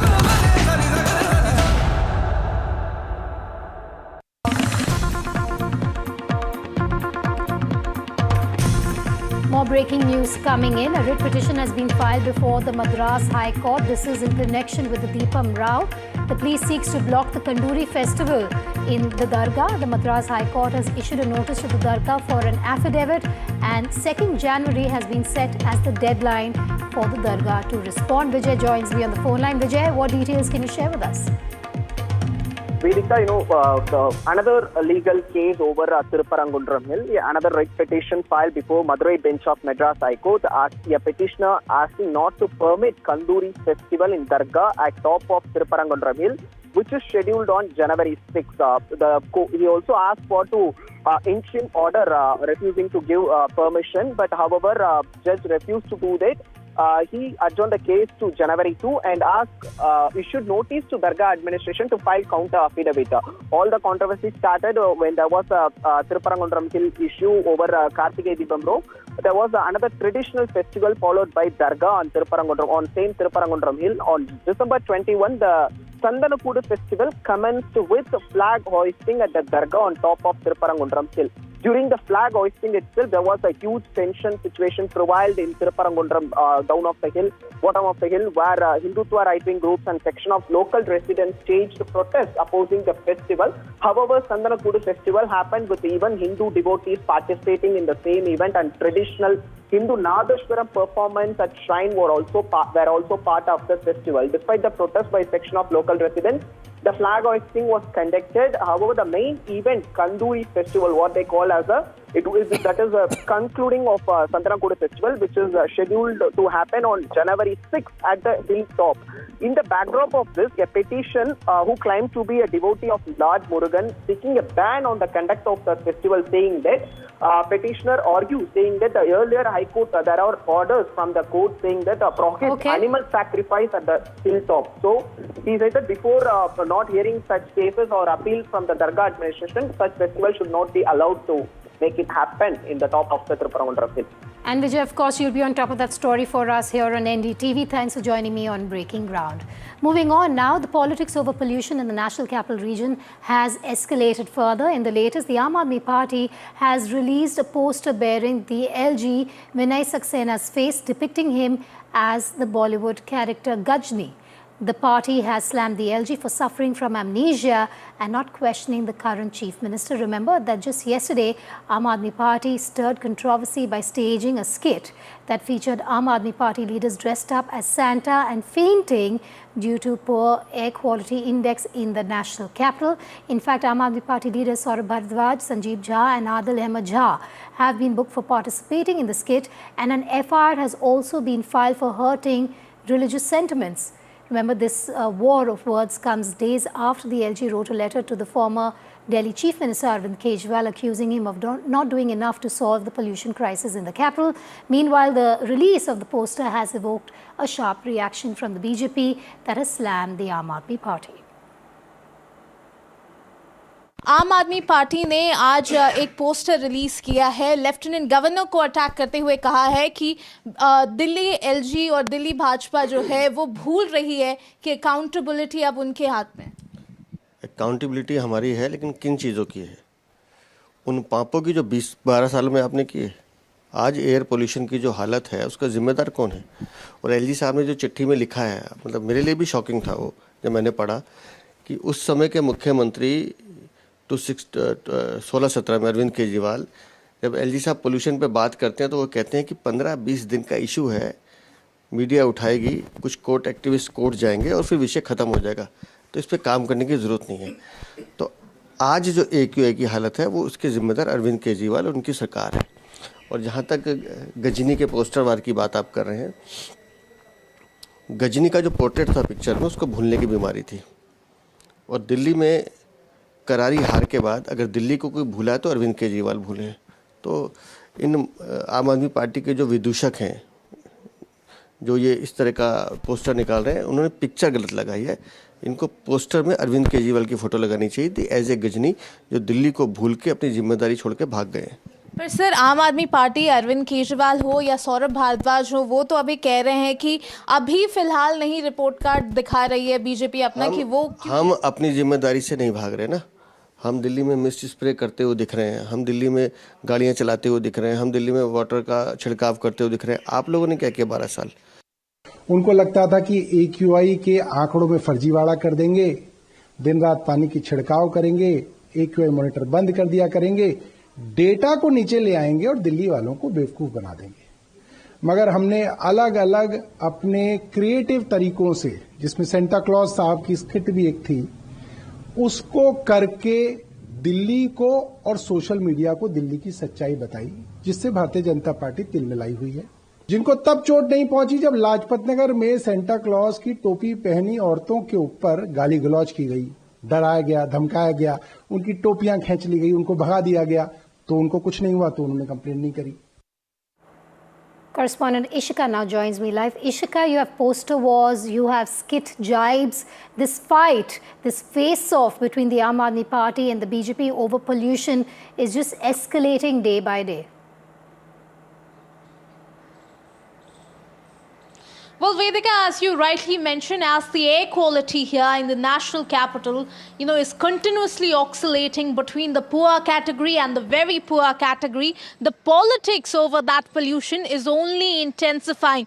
We have seen that today, in fact, a poster war broke out over the letter that the Lieutenant Governor had wrote to the former Chief Minister, Arvind Kejriwal, earlier in this week, blaming him for this pollution crisis here in the national capital. In fact, in that very, very long letter, it was a 15-page letter where the Lieutenant Governor said that it was 11 years of inaction of Arvind Kejriwal that today the Delhi is bearing the brunt of. Also going on to say that while he was the Chief Minister, in fact, he had given statements like this is just a matter of 15 to 20 days that media is in fact taking up, and after 20 days, everyone will forget this matter. So these were the allegations that were leveled by the Lieutenant Governor, after which today the Aam Aadmi Party has come out with a poster, calling the Lieutenant Governor Gajni, saying that he has forgotten who the current Chief Minister is, and Lieutenant Governor should be asking this question to Rekha Gupta and not to Arvind Kejriwal. Now, certainly we have seen the response also that has come from the BJP, who says that it is Arvind Kejriwal who has not once visited Delhi and seen, what kind of crisis they have created after their loss. So it is certainly the pollution politics only intensifying, and amid all of this, it is the common people, the residents of the national capital, who is bearing the brunt of this and are waiting for a concrete solution for this toxic problem that they have to go through year after year. I wish instead of drafting skits and, this counter-attack from the BJP, there's so much time being spent on this, all these politicians would come together and try and find solutions which we as citizens would welcome for the national capital region while we continue to choke. Ishika, thanks for joining me live on Breaking Ground. Now, news from Gurugram. A 25-year-old woman was shot inside a nightclub on MG Road after she allegedly refused a marriage proposal. The incident occurred in the early hours of 20th of December. Police say the accused, who had befriended the woman 6 months ago, went to the club with a friend and proposed. When she refused, he allegedly opened fire. Based on a complaint filed by the victim's husband, FR was registered and police have arrested 2 men. The 2 accused, Tushar alias Jonty and his friend Shubham alias Johnny, are both residents of Uttar Pradesh. The husband in his complaint said his wife had gone to work on the 19th of December and at about 1 in the morning, she called him to say she had been shot. The woman is now stable. Further investigation is underway. पूरे मामले में Gurugram police के संज्ञान में ये मामला आया था कि एक महिला किसी क्लब में नौकरी करती थी, तो उसको वहाँ उसके आसपास क्लब के आसपास किसी व्यक्ति के द्वारा गोली मार दी गई थी। पुलिस के द्वारा शीघ्र इस मामले में एफआईआर रजिस्टर की गई थी। एफआईआर रजिस्टर करने के बाद इसमें 2 लोगों को पुलिस के द्वारा अरेस्ट किया गया है। अरेस्ट किए गए जो एक्यूज हैं वो दोनों ही दिल्ली के रहने वाले हैं। पहला जो एक्यूज है उसकी पहचान तुषार के रूप में हुई है, ये 25 वर्षीय व्यक्ति है। दूसरा जो एक्यूज है उसकी जो पहचान है शुभम के रूप में हुई है। दोनों को ही पुलिस के द्वारा अरेस्ट कर लिया गया है। आज कोर्ट में प्रोड्यूस करके दोनों को फर्दर पुलिस कस्टडी में लिया जाएगा। जो वेपन इनके द्वारा यूज़ किया गया था वो आज रिकवर किया जाएगा एक्यूज से, और जहाँ से भी इन्होंने वेपन परचेज किया था उसके बारे में एक डीप इंटरोगेशन पुलिस के द्वारा की जाएगी। ये जो महिला थी इसके साथ इसकी दोस्ती करीब 6 महीने से थी, तो दोनों एक दूसरे से परिचित थे। घटना के दिन ये दोनों वहाँ पहुँचे, इनके द्वारा महिला से बातचीत की गई और उस बातचीत के दौरान किसी बात पर इनका विवाद हुआ और उस दौरान इस युवक के द्वारा गोली चला करके उन पर हमला किया गया। एक्यूज को कल ही गिरफ्तार किया गया है। आज इनसे एक डीप इंटरोगेशन पुलिस के द्वारा की जाएगी कि ये वेपन कहाँ से लेके आए थे और किस व्यक्ति से ये लेकर के आए थे, और जिस भी व्यक्ति की इस मामले में संलिप्तता सामने आएगी उसको पुलिस गिरफ्तार करके सख्त से सख्त कार्रवाई करेगी। Anushka joins me live on this story. Anushka, firstly, how is the victim? We want a health update on her after she was shot, and where does the investigation stand as of now? That's right, Vedika. What the doctors have said so far is that the condition of the victim is stable. So far, the police will be asking for the custody of both the accused, that is Tushar and Shubham. Both of them are said to be living in Delhi, but they are a resident of Uttar Pradesh. Both of them, after orchestrating this whole incident, ran away to Uttar Pradesh, from where they were apprehended by the police personnel. Now, what the husband of the victim has said is that she was out for her work at MG Road in Gurugram, where this incident took place around 1 a.m. in the morning. Now, this draws serious question about women's safety and how women who are working during the wee hours of the morning are unsafe. And this kind of situation has in fact arisen in Gurugram, that is so close to the national capital, about how these two accused were trying to approach her and were trying to in fact propose her for marriage. And after she said that she'll not be marrying them, they were harboring resentment towards the woman. What the police have said is that before this incident took place, a month before the incident, both of them had gone to her residence and had in fact spoken to her about how they wanted to marry her. She had refused once again, after which they quarreled with both the victim and her husband, and they left from there. And on 20th of December, they came to her workplace, where she was working at Club 18 near MG Road, and they once again proposed her, after which she denied, and they opened fire at her. The gun was in fact aimed at her abdomen, and they had an intent to kill. And now we have seen that police have apprehended both the accused, and they are being further interrogated in this case. Over Anushka, thanks for bringing us those details. We of course will keep tracking that very, very disturbing story from Gurugram. But let's end the first segment on some good news. Well, it's New Year's season, so why not? Virat Kohli has ended 2025 as the #2 ODI batter behind Rohit Sharma. At the back of his 131 versus Andhra on Wednesday, Kohli scored 77 of 61 balls against Gujarat. The former Indian captain continued his sensational run of form in the 50-over format with a 6th consecutive 50-plus score in List A cricket, this time showing a strong boundary hitting ability to help Delhi motor through the power play. After getting to a quick half-century of just 29 balls, he slowed down, rotating strike through the middle overs, keeping it ticking over and crafting a partnership. But his positive approach also leading to his end stumped. Virat Kohli is now the fastest to 16,000 List A runs, while Rohit Sharma has the joint highest number of 150-plus scores in this format. On that note, we're slipping to a short break. News and updates will continue. We'll bring you international headlines and stories in moments from now. Stay tuned.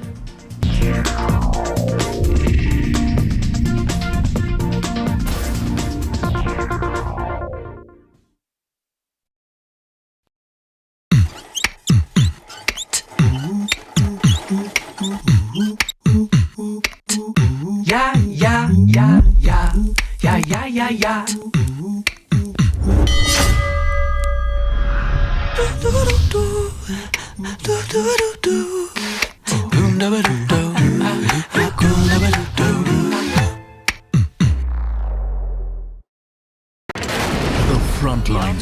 Kargil.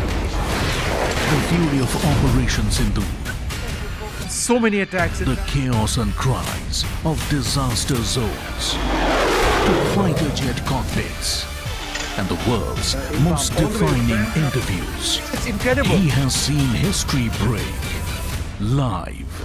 Unfiltered.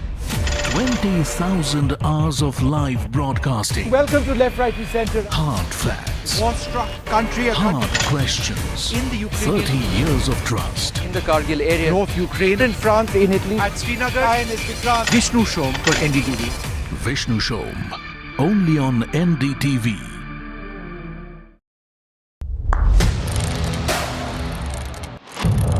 What seems settled for me is unfinished business.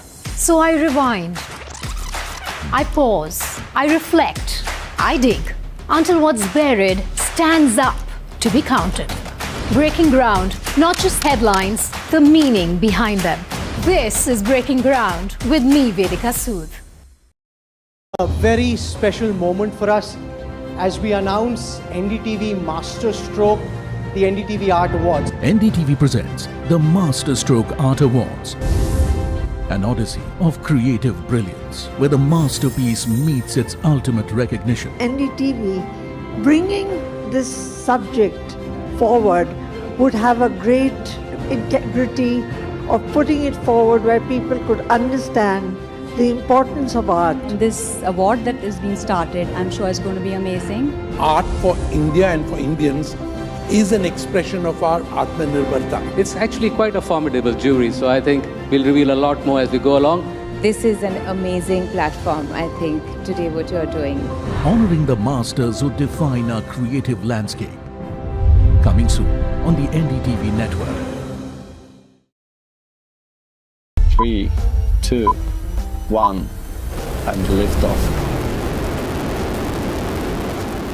It's a dream that everyone has harbored at some point in their lives. The second Indian to travel to space. Group Captain Shubhanshu Shukla joins us today on NDTV. So I like to say, when you launch one person into space, you actually lift 1 million here on Earth. Bharat aaj bhi sare jahan se acha dikhai deta hai. It is really beautiful sight.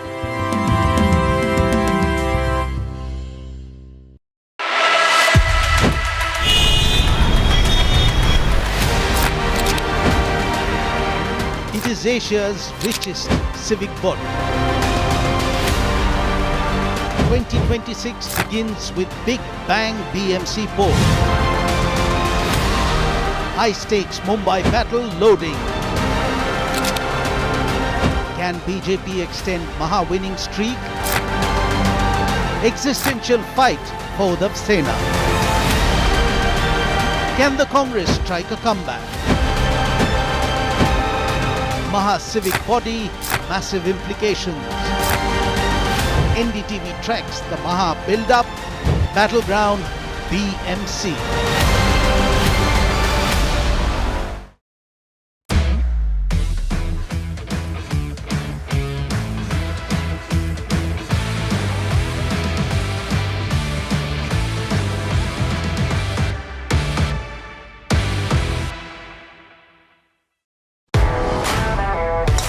Are you ready for the best show in town? NDTV Golf Pro-Am, we are coming to your city. Stay tuned.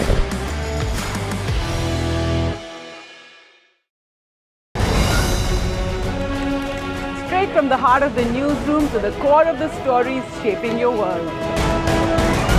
Join me, Gargi Raut, as I track all the developments as they break. Live from the NDTV newsroom, weekdays at 4 p.m. 3, 2, 1, and lift off. It's a dream that everyone has harbored at some point in their lives. The second Indian to travel to space. Group Captain Shubhanshu Shukla joins us today on NDTV. So I like to say, when you launch one person into space, you actually lift 1 million here on Earth. Bharat aaj bhi sare jahan se acha dikhai deta hai. It is.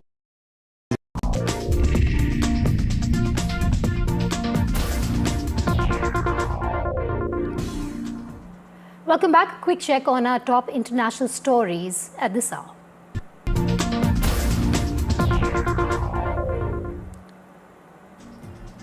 The US has released footage of strikes against ISIS terrorists in northeast Nigeria. This comes after US President Donald Trump announced powerful and deadly strike against ISIS terrorists, whom he described as quote-unquote terrorist scum.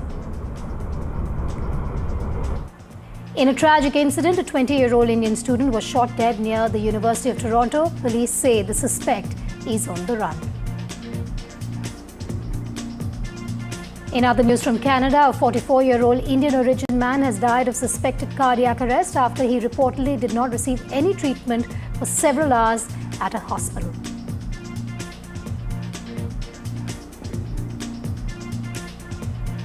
Our top focus, a 20-year-old Indian student was shot dead near the University of Toronto's Scarborough campus, with the police seeking the public's help to arrest the accused, who is on the run. Shivank Avasthi, a doctoral student, was found with a gunshot wound on Tuesday in what the police said was Toronto's 41st homicide case this year. India expressed deep anguish over the tragic death of Avasthi. In a statement on X, the Consulate General of India in Toronto said it was providing necessary assistance to his family. Last week, a 30-year-old Indian woman, Himanshi Khurana, was also murdered in Toronto. In an extremely tragic information that is coming in, the victim of the shooting on the University of Toronto's Scarborough campus on Tuesday has been identified as an Indian. 20-year-old Shivank Avasthi was a doctoral student at the University of Toronto, as has been identified as such by the Indian Consulate in Toronto. This after the police in Toronto carried out investigations as a homicide case and identified the victim on Wednesday, a day after the shooting took place on Tuesday. The police received a call on 911 at 3:30 p.m. on Tuesday by a person who was passing through the wooded area near the Highland Creek area around the university campus. It is this person who informed the police that he had found a man lying with injuries in the wooded area. When the police reached the spot, they declared that this person was dead and that the assailant had fled the spot, after which an alert was sounded on the campus area, but it was later lifted on Tuesday itself. Shivank Avasthi was a doctoral student. However, the University of Toronto has not released much information about the student, considering that the investigations are underway. The consulate in Toronto, that is the Indian Consulate in Toronto, has expressed deep anguish and has extended their support to the family in this difficult time. In Canada, this is Maha Siddiqui for NDTV. In tragic news, a 44-year-old Indian origin man has died in Canada after waiting for more than 8 hours for treatment at an Edmonton hospital. Prashant Srikumar was rushed to the Grey Nuns Community Hospital on the 22nd of this month after complaining of severe chest pain at work. His family says he repeatedly said he was in agony, even telling the staff his pain was 15 out of 10, yet he was kept in the waiting area. Only an ECG and painkillers was given to him. An ECG was conducted. His father said blood pressure climbed as he waited, and only after more than 8 hours was he called in, collapsing just seconds later and dying of suspected cardiac arrest. The hospital's operator says the cases are under review as questions mount about emergency healthcare response time in Canada. He was sitting in the triage complaining of constant chest pain. His BP constantly kept on rising with the last recorded blood pressure of 210.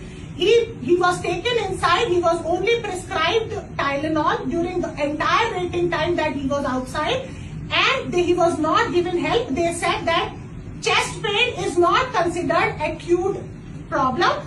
They do not suspect a cardiac arrest. When he came inside, he was asked to sit down. He got up for a fraction of seconds and he collapsed. He fainted, and the nurse was heard saying that I do not feel a pulse. So basically, the hospital administration, the employees of Grey Nuns Hospital have basically killed my husband, Prashant Srikumar, by not providing him timely medical help. In a tragic and horrifying incident being reported from Edmonton in Canada, a person of Indian origin, Prashant Srikumar, died while waiting in a hospital emergency for 8 hours to see a doctor, but to no avail. Prashant Sri Kumar went to the emergency of the Grey Nuns Hospital in Edmonton with acute chest pain. An ECG was conducted, after which he was handed a Tylenol, a painkiller. It is when his situation became extremely grave that the nursing staff panicked, but by then it was too late. This despite the fact that Sri Kumar was in severe pain and had himself categorized his pain as 15 out of 10. Despite that, no doctor attended to him for 8 long hours. The family is calling this a case of clear medical negligence. 44-year Prashant Sri Kumar is survived by his wife and 3 children, the youngest being 3 years old. This is a telling case of the grave healthcare situation, especially and specifically with regards to the lack of healthcare personnel in Canada, a problem that the country is aware of, has been trying to address, but not very successfully. At the current moment, a sobering report pointed out the lack of 28,000 healthcare personnel, specifically doctors, which means that many people in Canada are left without a family doctor, the first contact person in cases of a healthcare crisis. Of course, a person can go to a hospital emergency. However, this is exactly what happened in the case of Sri Kumar, who did go to the emergency of the Grey Nuns Hospital, but despite him being in the emergency for 8 hours, no doctor attended to his case. This is a tragic incident and a reminder that Canada must do more in not just getting more healthcare personnel on board, but also more sensitivity and awareness to the fact that a person who has approached the emergency in a crisis situation of this nature needs to be attended to on priority. In Canada, this is Maha Siddiqui for NDTV. The other top international developing story, the United States of America has carried out what President Donald Trump calls powerful and deadly strikes against ISIS targets in northwest Nigeria. Trump said the operation was launched after repeated warnings to the terror group, accusing ISIS of brutally killing innocent Christians. Calling ISIS terrorist scum, the US president said America will not allow radical Islamic terrorism to prosper and warned of more strikes if violence continued. US Secretary of War Pete Hegseth echoed that message, saying the killing of Christians must end. The Department of War is ready and more action is coming. The strikes were carried out with cooperation from the Nigerian government.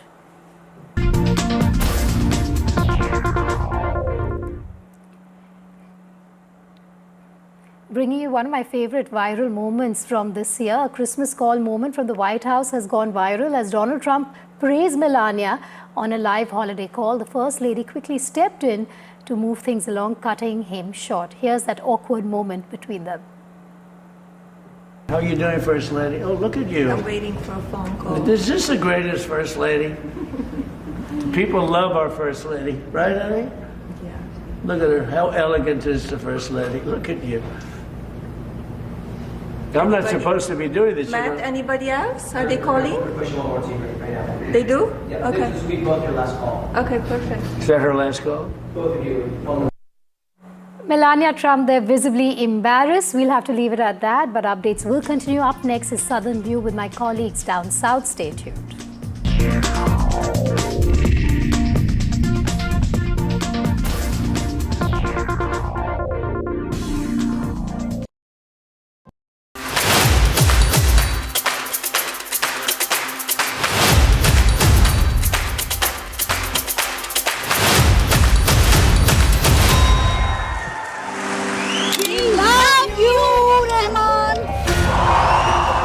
This was one of the most magical, mystical performances we've seen. This is like a shrine. Coming and listening to you is like seeing a maestro perform at that shrine. I think it was when Nayar sang himself for the longest Qawwali. Yes, that for me was special.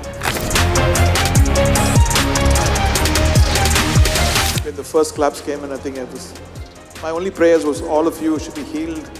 May God give you a lot of prosperity, health, love, long life.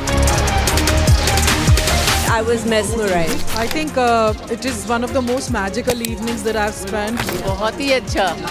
Beautiful. Oh my God, A.R. Rahman is unmatchable. It connected me to some spirituality. This is India for me. This is India. This India I grew up, and this India I'm seeing now. It will never change. When you have somebody like an A.R. Rahman, legend, maestro, I don't know which word should we choose. It was just a treat. Pulling us into this country. They argue, I conclude. They deflect, I drill down.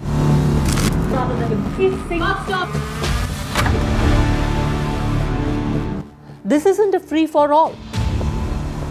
It's a reckoning. No filler, no fog. Only the facts and where they lead.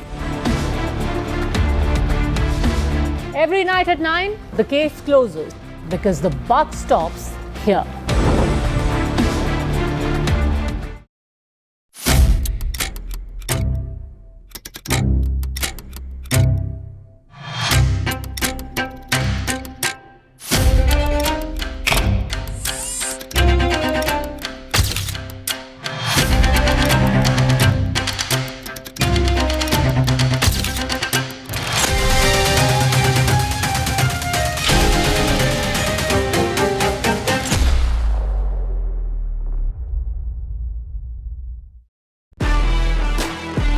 Good evening, ladies and gentlemen.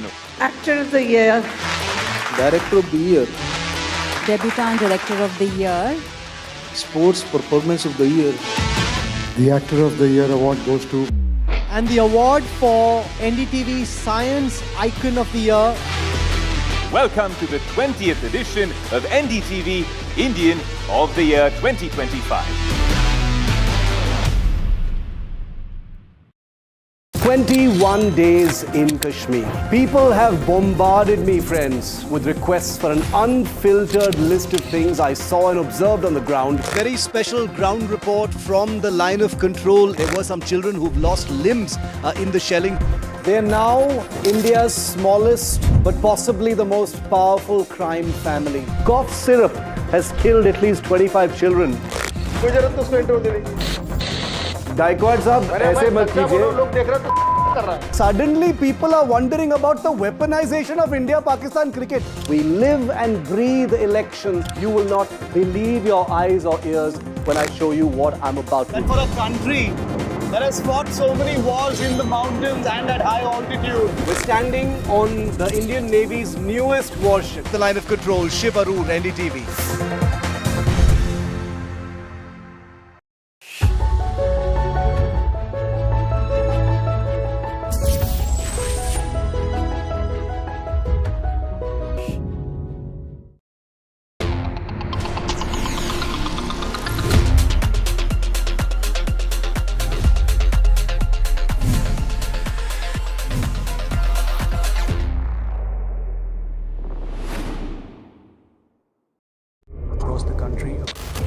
He has tracked the pulse of power from Washington to Korea.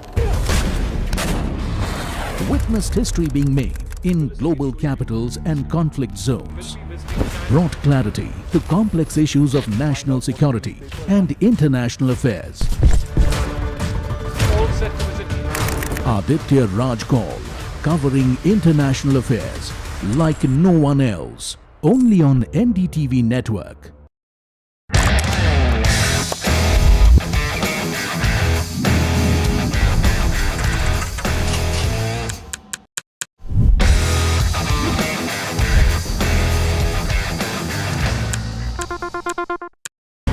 I don't sugarcoat.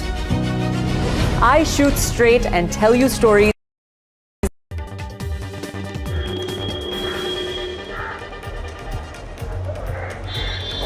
Good afternoon and welcome to this edition of Southern View, where we're bringing the most comprehensive and breaking stories from the south of India.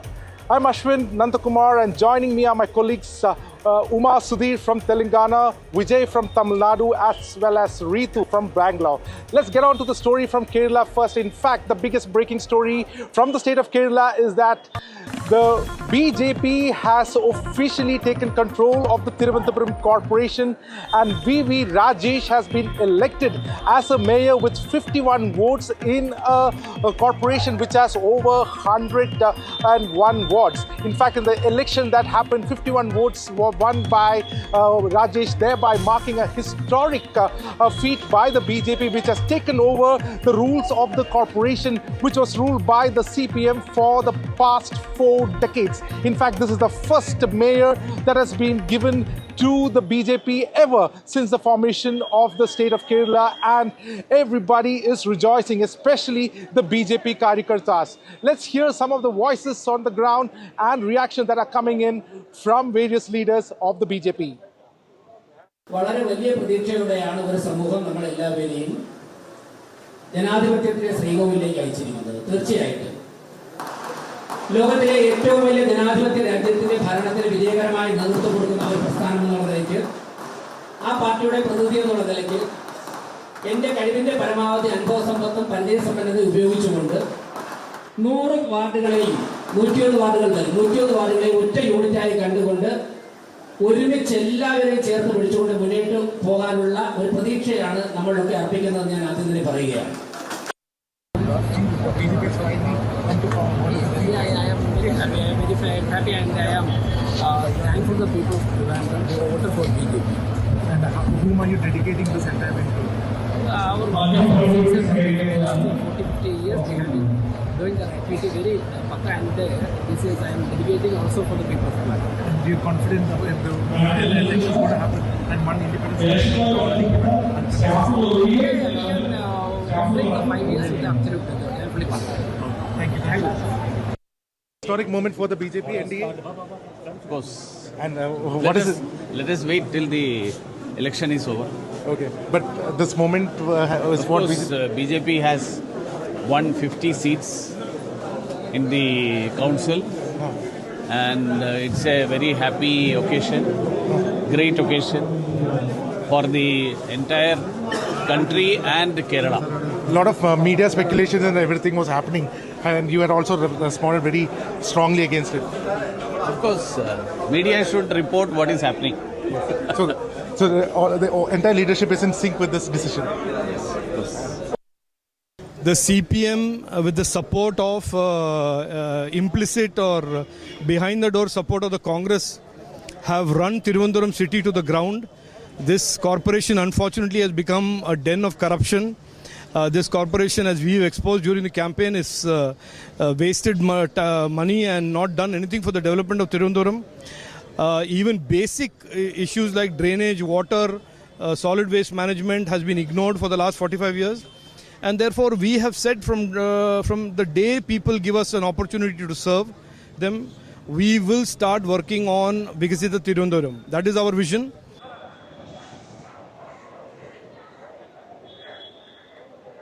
Well, that's all we have from the state of Kerala. Let's move on to other stories from the south of India, especially from Telangana.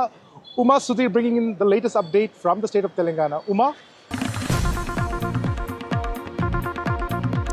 Thank you, Ashwin. It's been coming to boiling point, the political climate here in Telangana, after Revant Reddy made some scathing remarks about KCR as well as KT Ramarao and vowed that he would not allow the KCR family to come back to power in the next elections till he is politically active.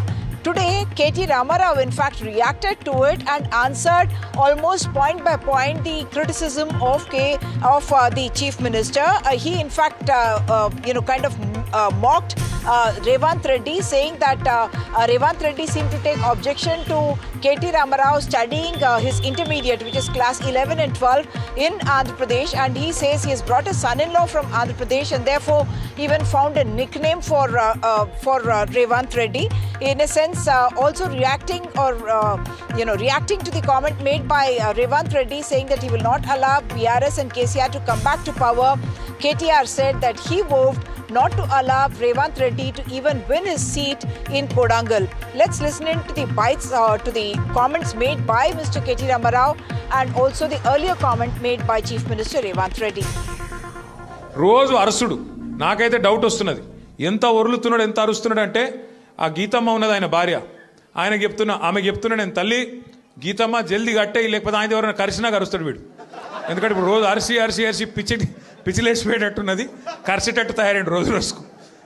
నేనేమంటున్నా అంటే, ఏనుగు పోతుంటే మస్తు జంతువులు మొరుగుతుంటాయి, నక్కలు కుక్కలు, మనం పెద్ద పట్టించుకునే అవసరం లేదు. మళ్ళీ అంటుండు కేసీఆర్ నట ముఖ్యమంత్రి కానియాడంట.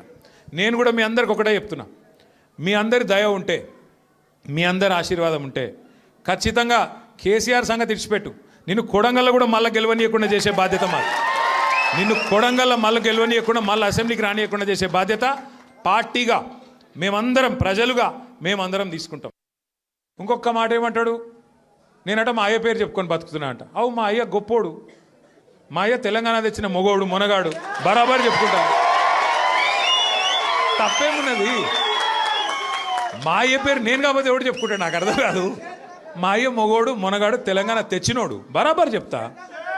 మరి నేనేమంటున్నా, నువ్వు సకట్ పనులు చేస్తే నీ పిల్లలు కూడా నీ పేరు చెప్పుకుంటారు. నువ్వు లుచ్చ పనులు చేసినావు అనుకో, నీ మన్మడు కూడా నీ పేరు చెప్పుడే గాలంగా మన్మని అని చెప్పుకోడు. మంచి పనులు చేయి, మంచి పనులు చేయి, నీ పేరు కూడా చెప్పు. Andhra Pradesh Rashtriya Swayam Sevak Chief Mr.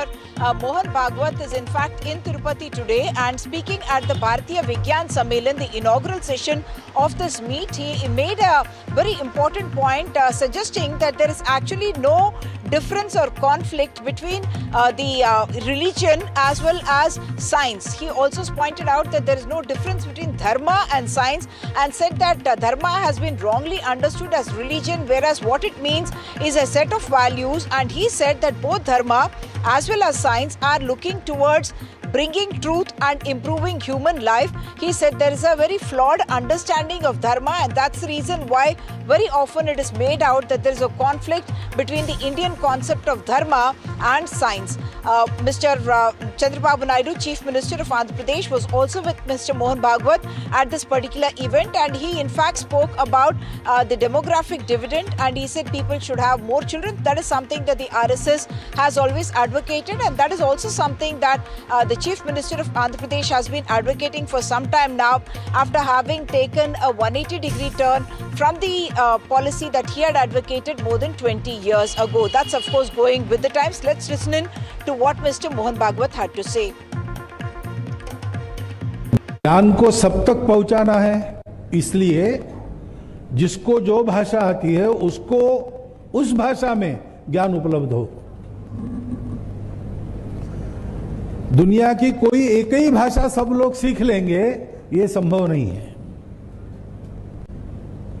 प्रत्येक की मातृभाषा अलग है, और मातृभाषा में ग्रहण करने की आदत लगने के कारण शिक्षा शास्त्र ये बताता है कि मातृभाषा में जो पढ़ाई की जाती है वो मनुष्य को ठीक बनाती है, वो जल्दी पहुंचती है।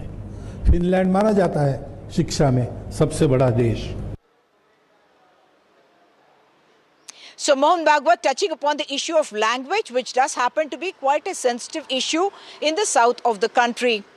Moving now to my colleague Ritu in Bengaluru for news from Karnataka.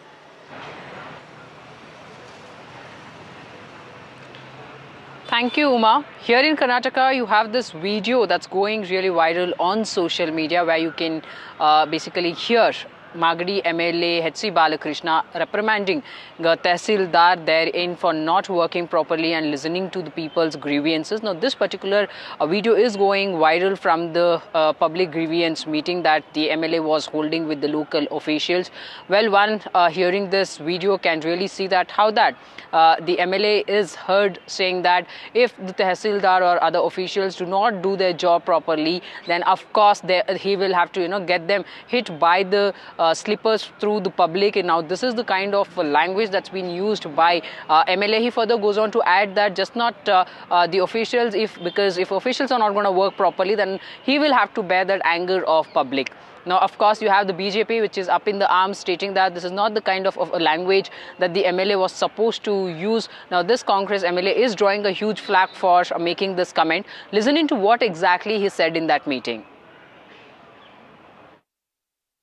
ಯಾವನ್ ಕೆಲಸ ಮಾಡಲ್ಲ ಅವನ ಹೆಸರು ಮತ್ತೆ ನಿಮ್ಮ ಅವ್ರ ಫೋನ್ ನಂಬರ್ ರೈತರ ಫೋನ್ ನಂಬರ್ ಬರೆದು ಹಾಕ್ಲಿ ನಾನು ಎಸಿನ್ ಕರೆಸ್ತೀನಿ ತಿಂಗಳು ಒಂದ್ಸರಿ ಕಂಪ್ಲೇಂಟ್ ಬಾಕ್ಸ್ ಓಪನ್ ಮಾಡೋಣ ಇಲ್ಲಿ ಕೂತ್ಕೊಳ್ಳೋಣ ಜನ ಬಂದು ಉತ್ತರ ಹೇಳಿ ನೀವು ಇಲ್ಲದ್ರೆ ಎಕಡ ಹೊಡೆಸ್ತೀನಿ ನನ್ನ ಮೇಲೆ ಸೋಷಿಯಲ್ ಮೀಡಿಯಾದಲ್ಲಿ ಹಾಕೋರು ಪರವಾಗಿಲ್ಲ ಹೊಡಿತಾರೆ ಜನ ಎಕಡ ತಗೊಂಡು ಇಲ್ಲ ನಿನ್ ಹೊಡಿತಾರೆ ನಾನು ಹೊಡಿತಾರೆ ನಿನ್ ಕೆಲಸ ಮಾಡ್ಸಕ್ಕಾಗಲ್ಲ ನಾನು ಹೊಡಿತಾರೆ ಇಲ್ಲ ನಿನ್ ಹೊಡಿತಾರೆ ಯಾರು ಹಾಕ್ತಾರೆ ಕುಚಿತ ಮಾತಾಡ್ತಾರೆ ಬಾಲ್ಕೃಷ್ಣ ಅಂತ ಇನ್ನೇನು ಮಾತಾಡ್ತಾರೆ ಮುತ್ತಿಕ್ತಾರ ನಿಮ್ಗೆ ಆಚೆ ಆಗಲ್ಲ ನಿಮ್ಗೆ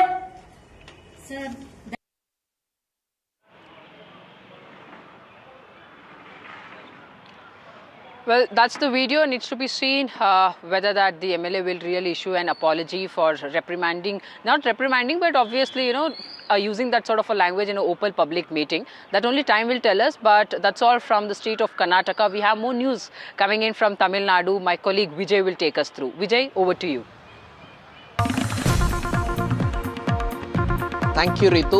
We have breaking news from Tamil Nadu that is about once again controversy over Tirupparangundram hill. Another fresh petition has been filed by a petitioner who claimed to be a Lord Murugar devotee just before the Madurai bench of Madras High Court. He asked court to not to allow the permission to host a festival which is called as a Kanduri festival in Dhaka on the top of Tirupparangundram hill. He said that there was a previous order from court where it has gave not permission to such festival, saying that as a animal sacrifice and consuming non-vegetarian are part of those festival and which will hurt the Hindu sentiments in Tirupparangundram area. So he argues saying that the court shouldn't give permission to such festival and should till this petition being dismissed, and the court shouldn't give permission for the petition. However, court refused to provide stay on this festival. He gave court orders Darga administration to file a counter affidavit over this, and even all the controversy started over Tirupparangundram Kartigai Deepam Row, where there was a huge controversy when a single bench of Madurai Madras High Court gave permission to temple administration to light the Kartigai Deepam in top of the hill. However, temple administration and police official refused to do, saying that citing possible law and order situation. However, there was a permission given to Darga to host a festival on top of the hill, which was last week the Sandana Kudu festival, which is a traditional festival for Darga. So they started the festival with the traditional traditional Hindu Nadashwaram and ceremony, and even Hindu devotees were also part of that festival. However, a section group of Hindutva right-wing organization and even local residents holds protest against this protest, saying that against this festival, saying that when the temple administration police official not allowed Hindu devotees to hold festival on top of the hill, how come they allow Darga to hold such festival? So they asked for a order to stage protest against it. However, the case is now just before the Madurai bench of Madras Court. The court has adjourned the case to January 2. That's all from Tamil Nadu. Over to you, Ritu, for more news from Karnataka.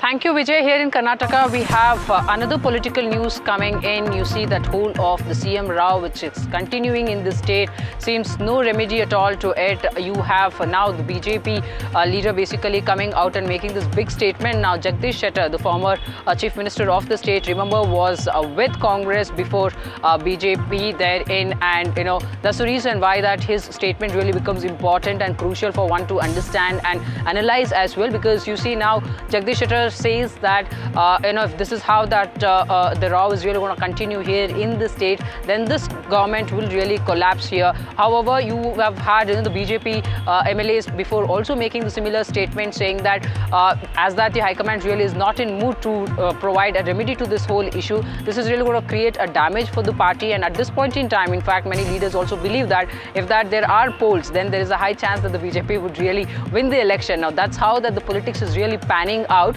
However, listen in to what exactly that the former Chief Minister Jagdish Shettar had to say. In-fighting in between the CM and DCM is very serious, and now it is going to collapse this government also, because DCM is on his way and the CM is on the way.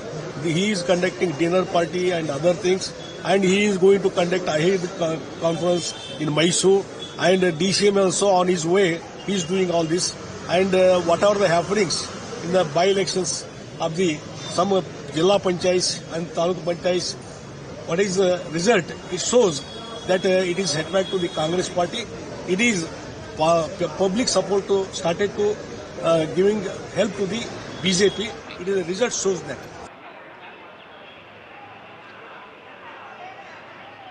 Well, let's see what's really going to happen with the CWC meeting to take place in Delhi, whether the Karnataka Chief Minister Siddaramaiah too will be part of it.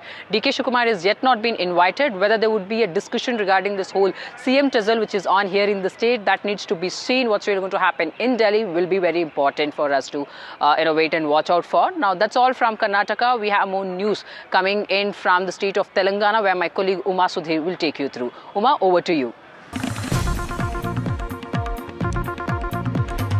Thank you, Ritu. A shocking and disturbing story coming in from the Nalakunta area of Telangana, where a 32-year-old man has burned his wife alive. She was 26-year-old and her name was Triveni, and this happened in front of their two children, one 8-year-old son and a 6-year-old daughter. What we understand is that the couple had a love marriage about 10 years ago, and they had these two children, but because of the addiction to alcohol of the husband, who has been identified as Venkatesh, they had been having marital trouble and case of the wife getting beaten up, abused, and therefore this domestic abuse was also reported to the police multiple times, after which there was counselling that had happened, and subsequently there was in their native place as well a kind of a panchayat that had said that the wife will go back to the husband and that he would behave himself from now on. But yes, there was a trigger very early hours of Wednesday when once again he beat up his wife and he poured petrol on her. The inspector Ravi, who I spoke to, said that this is a premeditated murder. He had brought the petrol and he had poured it on his wife and set her afire.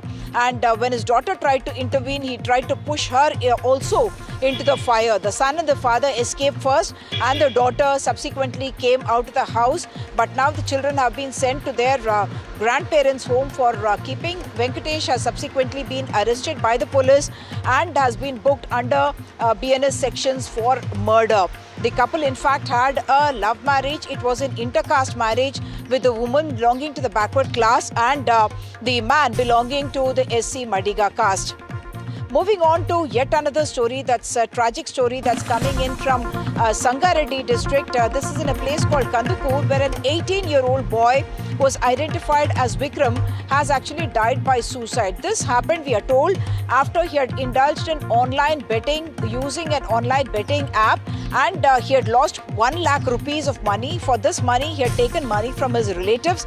He had also borrowed money, but when he realized that he has lost this huge sum of money, he was not able to face his relatives nor have the courage to go on, and that's the reason why he brought insecticide for himself and consumed it. What I must point out is that online betting, the unregulated online betting, that's something that has come in under the scanner by the Telangana police, and in fact the Chief Minister had ordered a special investigation team to look into this entire case, even as we know that celebrity endorsement of online betting apps is something that is being debated across the country. They are being called in for questioning by multiple agencies, including by the Enforcement Directorate as well as by the Telangana police here, and that has come under the scanner because unregulated betting apps are leading to these kind of tragic deaths. In fact, the statistics that is presented towards the annual press conference held by the Cyberabad police also seem to suggest there's an increase in the number of such deaths and such unfortunate incidents because of online gambling that is happening unregulated. That brings us to the end of Southern View today. On behalf of all my colleagues and myself, it's a thank you for watching our show, and we'll come back with more breaking news on the other side of a very small break.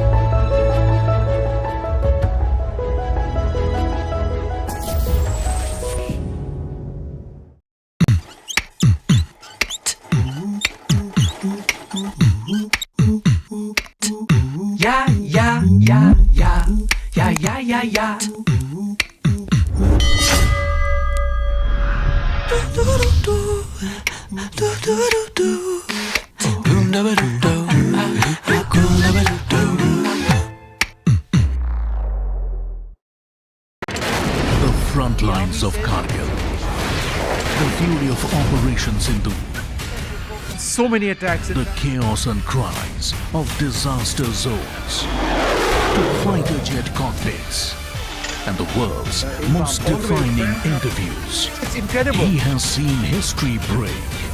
Live, unfiltered. 20,000 hours of live broadcasting. Welcome to Left, Right and Centre. Hard facts. War-struck country. Hard questions. In the Ukraine. 30 years of trust. In the Kargil area. North Ukraine. In France. In Italy. At Srinagar. Vishnu Shom for NDTV. Vishnu Shom. Only on NDTV.